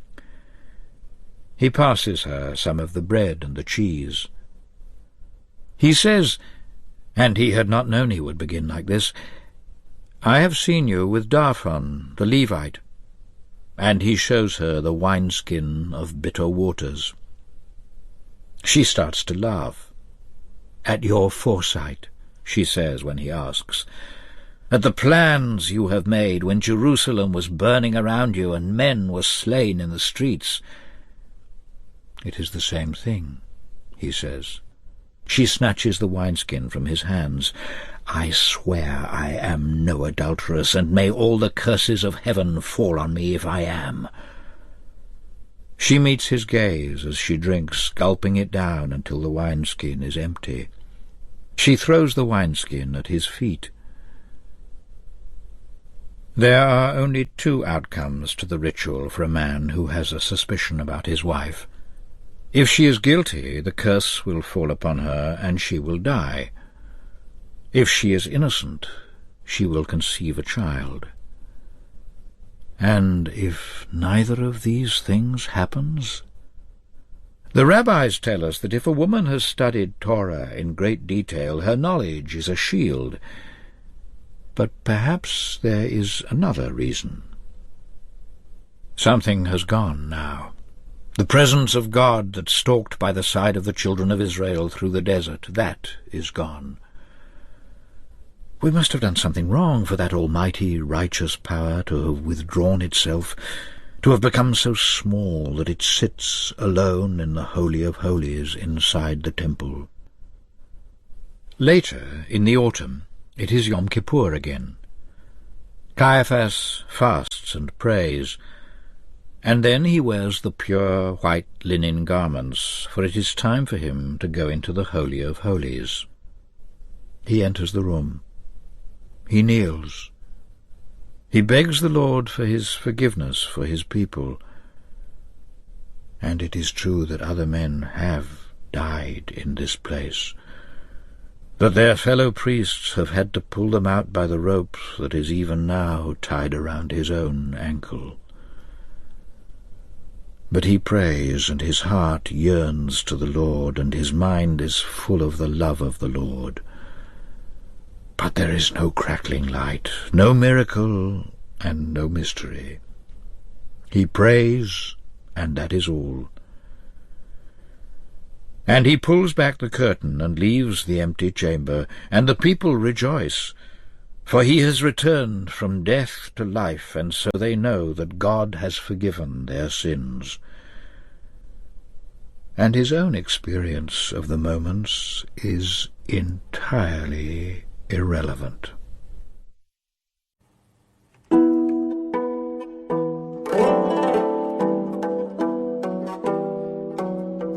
There is a Roman sport. It is called "One of Two Will Die, and the crowd will decide which." They love this sport. They set up two men in a round patch of burnt sand, and they say, "Fight." And when one man is blooded and breathing in ragged gasps on the floor, the first man raises his sword and looks to the governor or the prefect or the emperor, who listens to the shouts of the crowd. In this way, the governor or the prefect or the emperor seems to have the gift of life in his hands. It is a good trick to kill a man while still appearing to be the one who saves a life. When the time comes for Bar-Avo to look into the face of the prefect, he knows that he sees a man who, like him, has killed so many men that he can no longer remember their names. But Bar-Avo rarely looks back. For a man like Bar-Avo, everything is a constant present. He is always looking into the face of the prefect, and he is always listening to the crowd calling out, "Barabbas, Barabbas," and he is always, always feeling the knife in his hand. There is Giora to his left, and Yair to his right, and they are roaring at the soldiers. "I dare you to throw a pebble at those soldiers' shields." "I dare you," he says to Yair. A boy dared to do something. Can he refuse, when the pebble is so shiny and smooth in his hand, and the sea of shields is so gleamingly tempting? He throws it. It bounces off the metal and pings on the ground. Behind their helmets, the soldiers are impassive. A few other boys are watching them now. "Come on. That pottery jar, the small one." Giora hurls the jar. It shatters, and still the soldiers do nothing. "Come on." It's his turn now, Bar-Avo's. He hefts half a brick, then hurls it in a wide arc. It gets a man on his head. He falls down. It's a nasty sight, but at the same time exciting. Something's going to happen. His whole body knows it. The soldiers start to advance, orderly in their phalanx. And now it's on. Bar-Avo grabs his friend's arm, and now they're off, leaping and running and shouting with fear and delight, like a toddler chased by a parent pretending to be a monster. They whoop as they scramble over stalls and grab onto roof struts. The soldiers advance, and the boys retreat, but each time they retreat they've done a little more damage, and the soldiers are a little more ragged, and the boys are a little deeper into the streets of houses where they've known everyone all their lives. All around the streets there's laughter and shouting. From another rooftop, 3 girls are watching the battle, whispering behind their hands and giggling. There is no conclusion to the battle. The fighting peters out before dawn, and Bar-Avo has still not been caught. And after sunset, when the sky was the colour of bright blossom shrivelling to black, the soldiers slunk away back to barracks. The boys shouted catcalls behind them, and there were 2 sets of hands around Bar-Avo's waist in the dark, and the girls did not seem to mind sharing, as the night closed in, and their hot mouths found him ready. That is his first riot, and it seems as far away from death as it is possible for any experience to be. There is a man, Avraham, who sits in the marketplace, sipping occasionally from a bowlful of smoke. It is he to whom one goes if one needs medicine, or aid, or revenge. They bring Bar-Avo to him the morning after the riot. He's only 15, and he doesn't know what he's doing here. A small corner of him suspects that he's in trouble. The larger part of him doesn't care, because he's still buzzing from the fight. There was something he liked about the deferential air surrounding Avraham. He was old, over 50 probably, and not handsome, not like Bar-Avo. But there was something charismatic about him. Over the years, Bar-Avo would watch him closely to see how he did it. That morning, the conversation was brief. "They tell me you acquitted yourself well in the battle yesterday." Bar-Avo has all the humility of a teenager. "Yes, no one can climb as well as me. No one else hit as many soldiers with the oil pots." Avraham smiled. "Tell me, do you hate Rome?" And there's no question, none at all. Rome is all the things that are wrong in all the world. Then we may find a use for you. You are the son of Mered, aren't you? The mention of his father stings him. He was not a good father. I will be the son of some father, Bar Avo says at last. And that is how he gets his name, which means the son of his father. Avraham, whose name means the father to many, laughs. Either way, now you belong with us. And that is that. They give him little tasks at first, and he deals with them handily. Messages to be carried, lookout to be kept. Many days are dull. But then there is the day when he first kills a man. That is not a boring day. Today it will be the baths. The building is next to several houses, one owned by a man who owes a great deal to Avraham, and has been persuaded to let them use the window, which leads out onto the curved bathhouse roof. 4 of them go. Yair, Giora, Matan, and Bar Avo himself. Through the windows in the roof, they look down onto the Romans at their bath. They are hilarious, strutting about, each man naked as a child. "Look at that," whispers Giora, the youngest. He's pointing out the men being oiled by slaves. Bar Avo says, "My mum does that with a lamb before she roasts it." "Let's see if they bring out the herbs," says Yair. "We brought our own herbs, remember?" says Bar Avo, indicating the leather bag on Yair's back, and Yair's face cracks into a grin. They have each come with a bagful of liquid animal feces. They have mixed it with water and let it rot in a barrel for a couple of days, just to enhance the effect. Giora leans his body half over the window, lowers the hand holding the bag down, and then begins to whirl it round and round. The rotten, liquid, soupy feces splatter in wide arcs across the roomful of naked men. As the men start running through the building away from the whirling stench, Bar Avo begins to empty his bag too. They barely need Yair's bag, but he empties it anyway, into the plunge pool where some of them had leapt, attempting to wash themselves. The boys can't help staying to watch for perhaps a little longer than they should. It's too good, like players performing just for them. They do not notice that a man has scaled the back wall with a ladder, until Giora starts to shout, and Bar Avo turns his head and sees this soldier, his eyes gleaming like stones, his teeth bared, raising Giora above his head, only to hurl him through the window down onto the floor below. There is a loud crack as Giora lands, and Bar Avo cannot see if he's moving. The soldier draws his sword and roars and lunges. Bar Avo kicks out wildly at the soldier's knee. There's a grisly crunch, and the soldier trips and grabs out, reaching for the back of Bar Avo's tunic. He has him. He raises the sword in his right hand. Bar Avo is trying to hold it back with his own right arm, but the sword is descending towards his ear, his face. And then the soldier gives a sudden start. Matan has kicked his spine, and this moment of released pressure gives Bar Avo enough leeway. He grabs the soldier's wrist, pulls the sword down and back, and there, into the soft part of the throat, just above the armoured breastplate.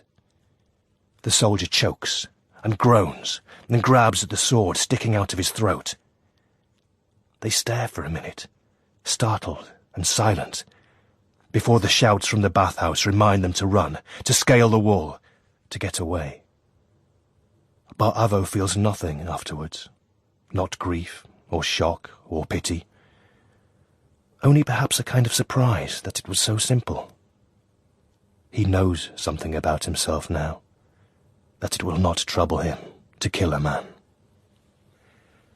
Bar Avo marries soon after this, because the death has sharpened him somehow, and the girls are not enough night after night. Judith is a good girl, and gives him 6 children in 6 years. His job in these days is to gather followers. He travels to Acre, and then to Galilee, and talks to the strong men who are gathering their fishing nets in from the Great Lake. This is how to secure power, he sees. Work hard. Be loyal to those who have much help to give you, but secure your own followers too. A day will come when Rome is gone, but before that, he will slowly become stronger and more powerful. "There is a way to feel in the city when it is ready for war," says Avraham, welcoming him back with a great feast. "It will not be long. Have you heard about the holy men, each claiming to be the Messiah? This is a sure sign that the time is near." Bar-Avo leads a raid on a caravan bringing wine to a wealthy Roman merchant. Inside the wagons they find not only wine, but letters for half the most powerful men in Jerusalem and Caesarea. The letters confirm that the prefect, Pilate, is weak and has been demanding additional resources from Syria. Bar-Avo's esteem increases tenfold with this find. A few days before Passover, the city is ready. All of Bar-Avo's 400 men are coming to Jerusalem to sacrifice for the festival. He holds a great feast and lays out his plans to the men. He is foolhardy, perhaps, because he cannot see every figure lurking at the edge of the crowd. Shortly after dawn, he wakes with his wife next to him, soft and sweet-smelling, and thinks, "Why did I wake so suddenly?" And then he hears the cry again, loud and low and afraid. "Soldiers!" They are coming from 3 sides. Judith kisses him hard and runs to the horse. She is away and clear of the reach of arrows before he joins his men for the battle. Someone must have given away their position. It is the only explanation. As the soldiers close in, Bar-Avo watches for men who seem to be hanging back in the fight, and at last he thinks he spots who it is, though his heart breaks open. Yair, the one he loved the best of all. His men kill 4 soldiers, but the soldiers kill 3 of his before they reach him. He fights off 2 with his short sword, but more come, and someone wrests the blade from his hand and pushes him back. They will not take him easily. There is a dagger in his boot, and he stoops, seeming to let his head go down, beaten, but draws out the blade and slices through the back of the ankle of the man nearest to him. He falls to the ground, and there's a break in the wall of men. But as Bar-Avo takes 1 step forward, there is a starburst at the back of his head, and then he knows nothing at all.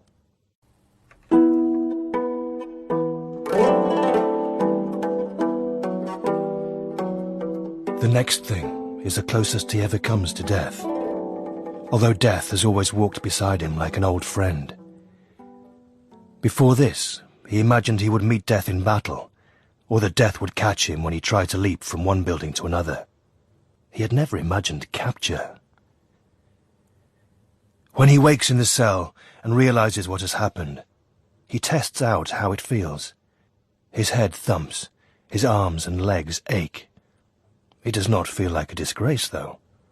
While he lives, there is a way out. He sits up and sees for the first time that there is another man, weaker than him, in here.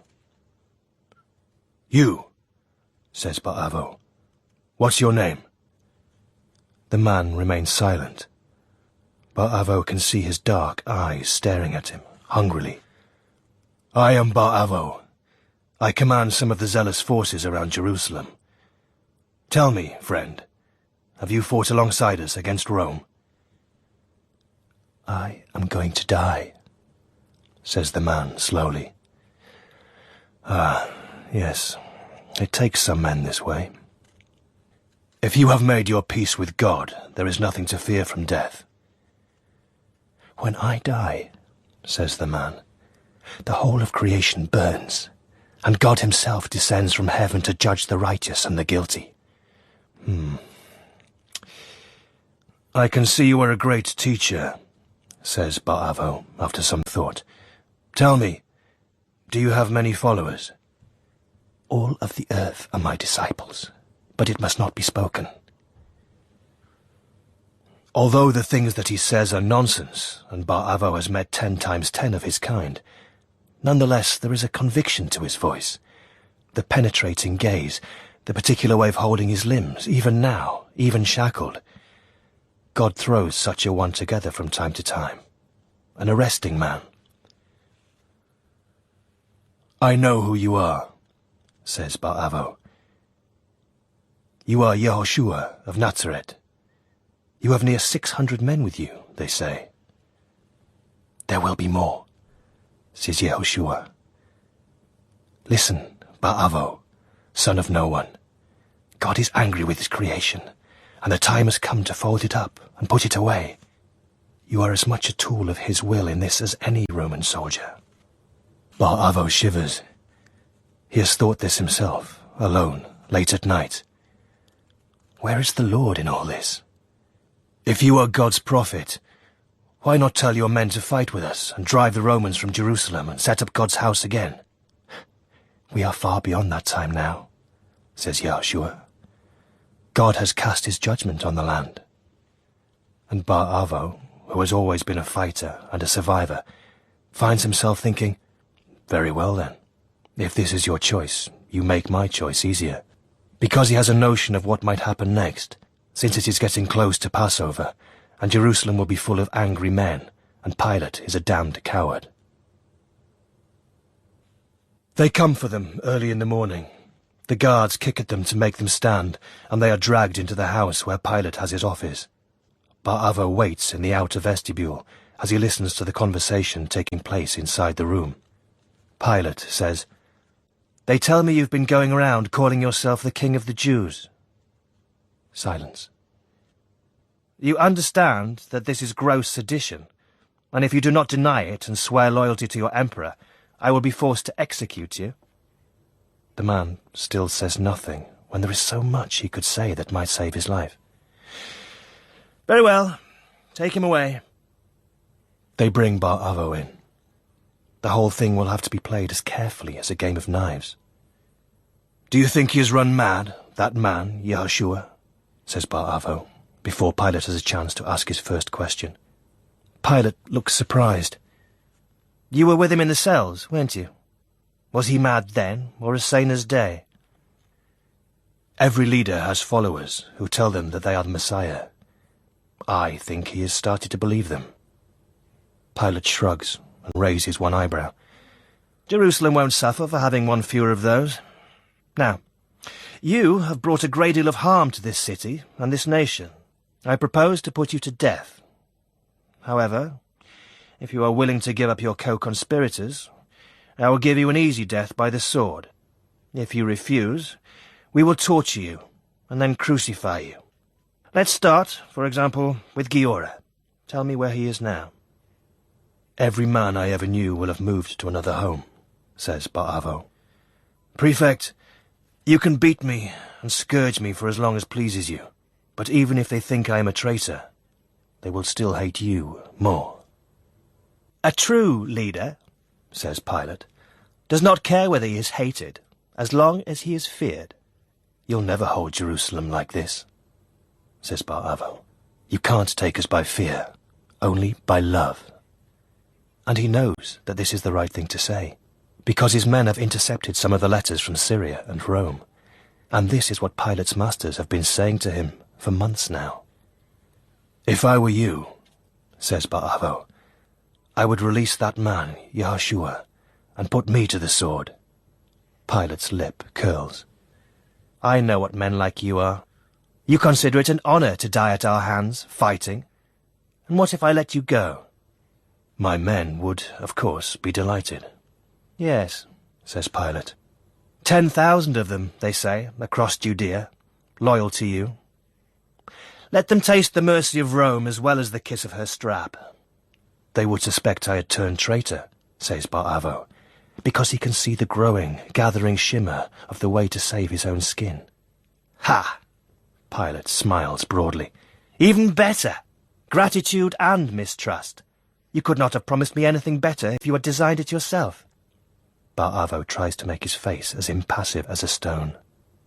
"I'll tell you what," says Pilate. "I'll make a game of it." His men are in the crowd. Ba'avo sees them as soon as he and Yehoshua are brought out blinking into the light of the square below Pilate's home. Pilate addresses the crowd.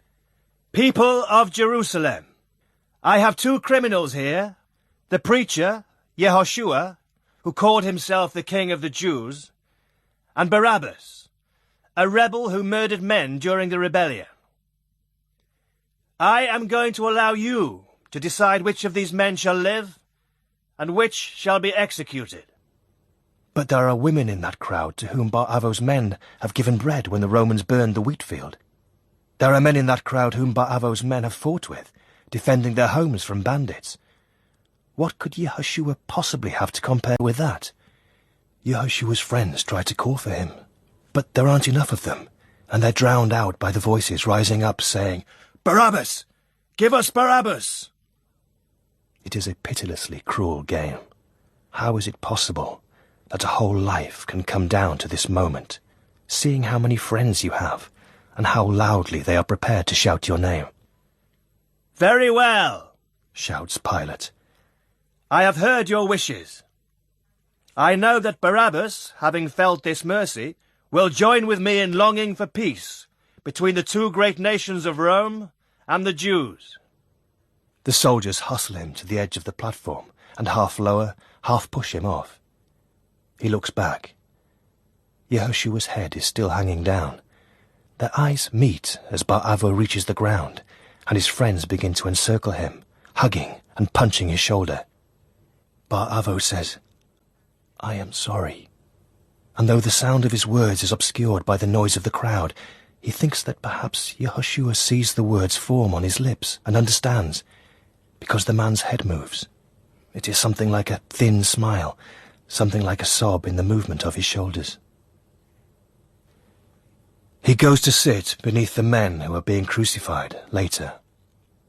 He is the most free bandit and murderer in the whole of Judea now, for the prefect has liberated him in front of a great multitude. He wonders, as he lingers by the crosses, whether it is his destiny to end his days here too, pinioned and waiting to be food for ravens. That is how it will probably fall out. He will join all the thousands upon thousands of men whom Rome has nailed up. But the important thing is to make sure he has scratched her face before that day. Bar-Avo sends later to root out what happened to that Yehoshua's followers. A rabble army looking for a new leader could be useful to him. He gets back a garbled tale that the dead man's body was stolen, probably by his family, but perhaps by some of the hangers-on who wanted to set up a shrine to the holy man. No one ever tells him a convincing tale about it. And then it is the last days of summer, and the wheat is high. And then it is autumn, when the fruit trees bring forth their goodness. And then it is winter, when the winds howl. And then it is spring again, and the earth which has died is reborn. And 10 years go past, like this, quickly, and they continue the fight. Pilate is finally ordered home to Rome after one massacre too many, and there is some brief rejoicing. In Rome, the old goat emperor Tiberius dies, and a new emperor ascends to rule. But it falls out that he is madder than his predecessor, and the name Caligula is soon a byword for cruelty and sickness. Caligula orders his statue to be placed in the Holy Temple in Jerusalem, and the anticipated consequences come to pass. Bar-Avo has 3,000 men under his orders now, in Jerusalem alone. For every Roman excess there is a rebellion. Every rebellion is put down with increasing brutality. Every act of brutality hardens the people a little further, making the next uprising more violent. The thing has no end, or no end but one. Bar-Avo sidles up to a man in the marketplace. A baker, by the scent of him and the flour dusting his trousers. He probably does not deserve to die. Bar-Avo reminds himself that this honest baker has paid his taxes like a good citizen of Rome, that he collaborates over and over again, just by living in the city. Bar-Avo's cloak flows around him in loose, deep folds. Within the cloak is the dagger. The crowd surges and bounces. He waits until a surge pushes him forward into the baker. He finds the baker's ribs with a steadying hand and sends the dagger through, just here, behind the heart. The baker says, His body slides against the wall.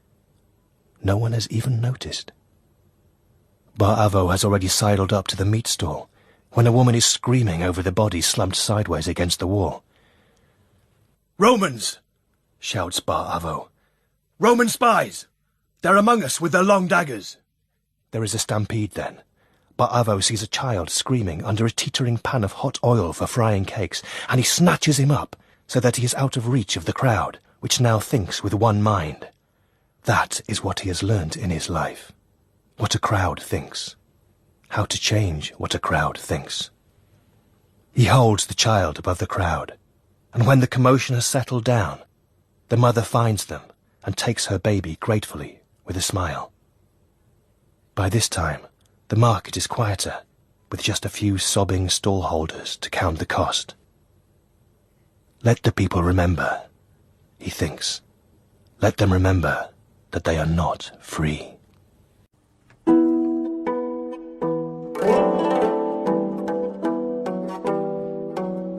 They gather more and more men to them. There is a point when they are particularly interested in healers and holy men. They want God with them. So they bring him, a man who worships that dead preacher, Yehoshua.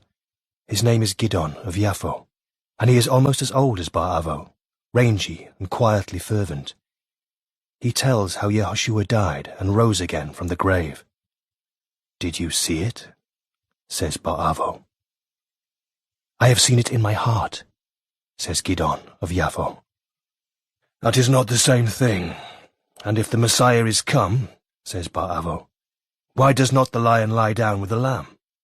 Where is the great crack of doom that presages the end of the world and the final judgment of all mankind?"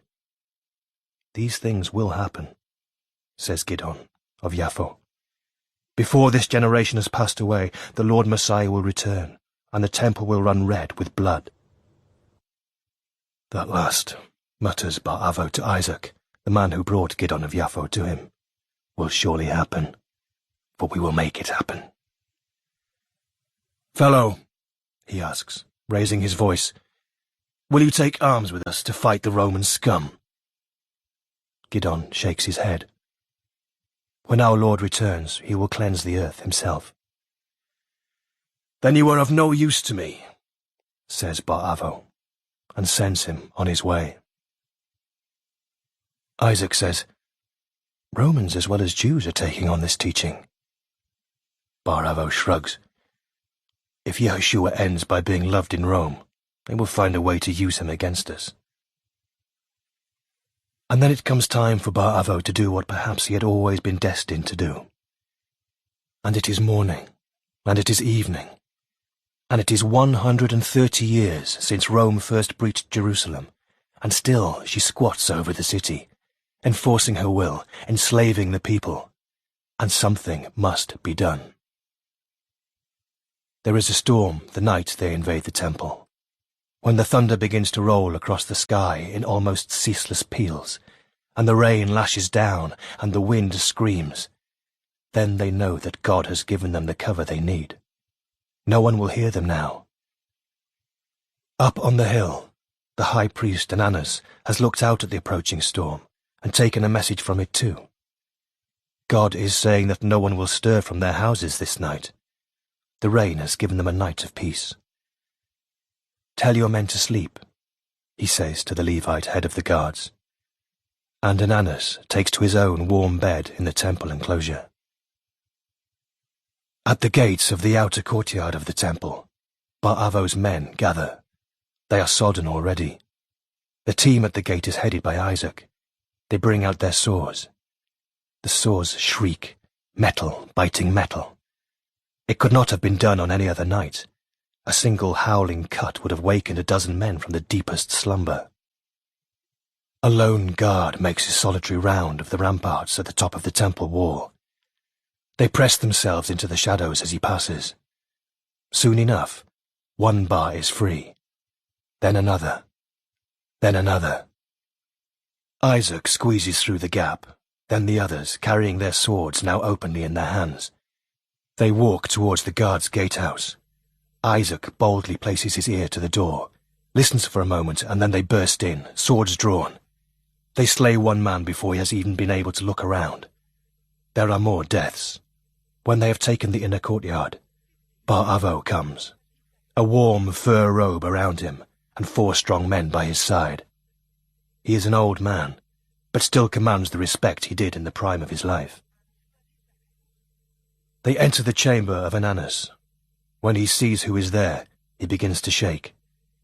Bar-Avo hits him across the face.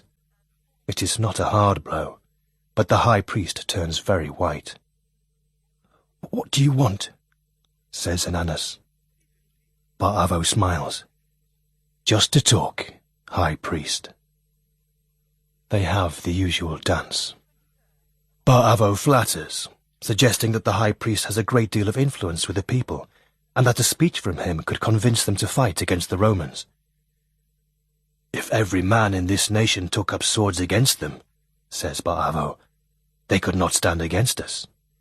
United, we cannot be defeated." Ananus shakes his head. "There will come a better day than this. God has promised us this land. Don't you think it's for him to fulfill his promises in the way he sees fit?" The storm whips up again, and around Ananus's little chamber, because God is angry with the land, though Ananus does not know how he could have done differently. He is calling out loudly for his guards as they approach, although he knows his guards are dead. Bar-Avo touches the spot on the man's forehead, between the eyes. "I dedicate your death to God," says Bar-Avo. And he remembers the crowd shouting, "Barabbas! Barabbas! Barabbas!" There is that Roman game called "One of Two Will Die," and the crowd will decide which. If that game had fallen out the other way round, he would not be here now to complete this task. And that other man, Yehoshua, would have continued his own curious work. And Bar-Avo does not play that Roman game. It is he who decides who will live and who will die. And Bar-Avo puts the knife to Ananus's throat and bleeds him like a lamb.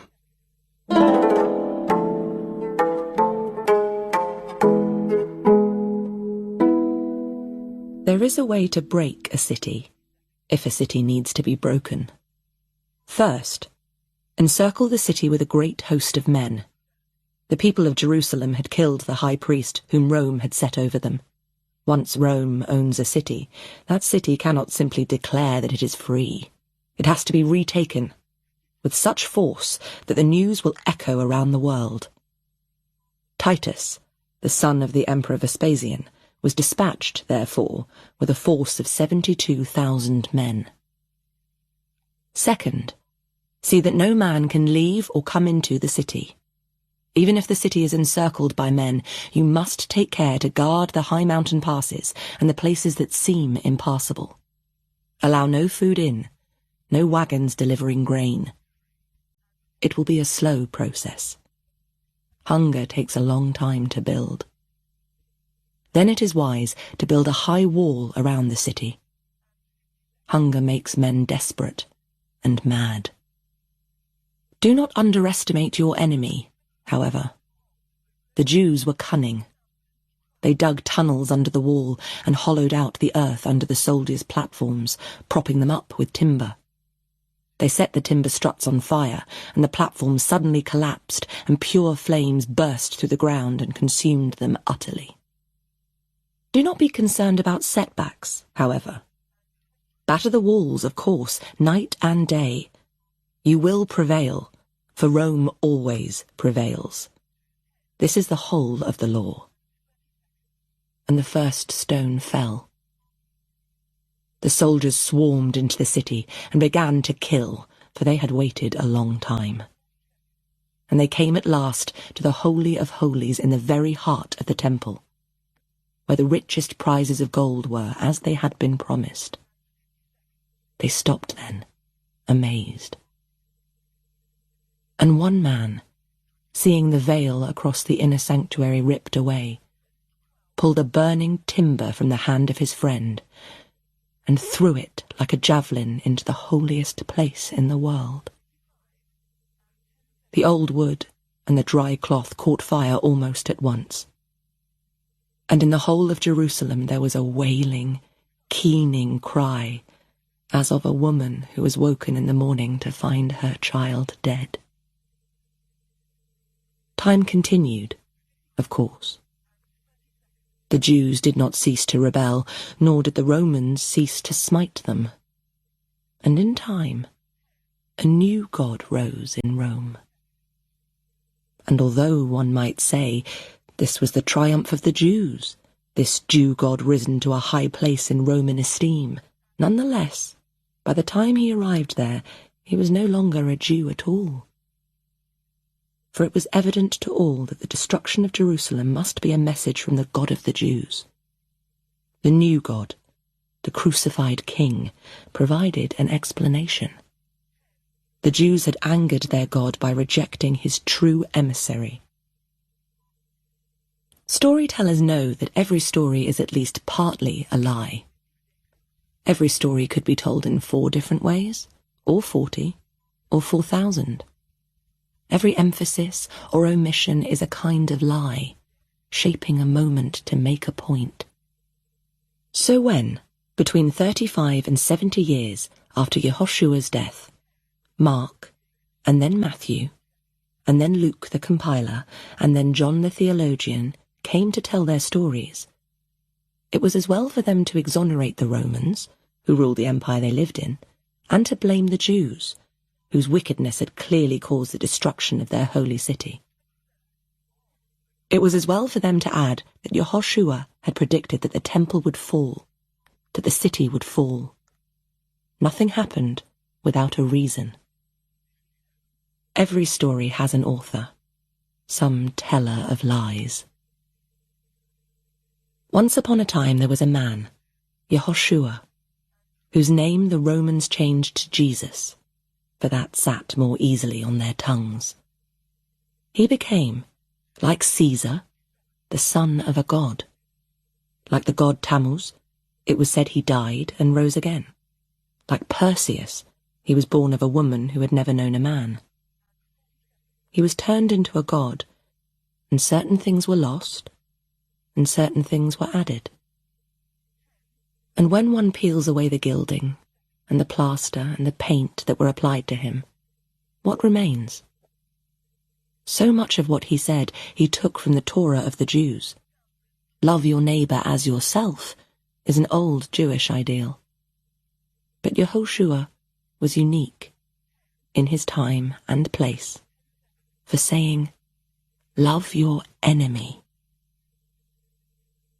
It is a dreamer's doctrine, visionary, astonishing, and a hard road in times of war and occupation. If all involved had listened to those words, matters would have fallen out quite differently.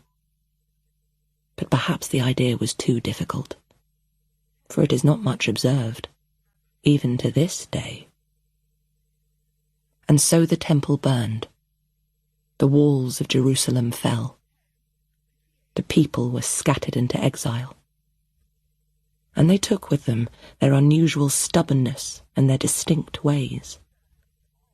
And a book walked those same paths, from synagogue to synagogue at first, telling a tale of how miraculous one man had been, and how evil those who rejected him were, and therefore bringing good news for some, and bad for others.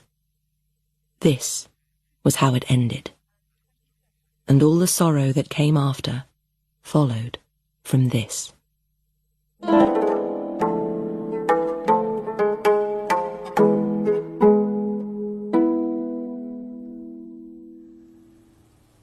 Stephanie Racine and Hugo Speer were reading The Liar's Gospel by Naomi Alderman.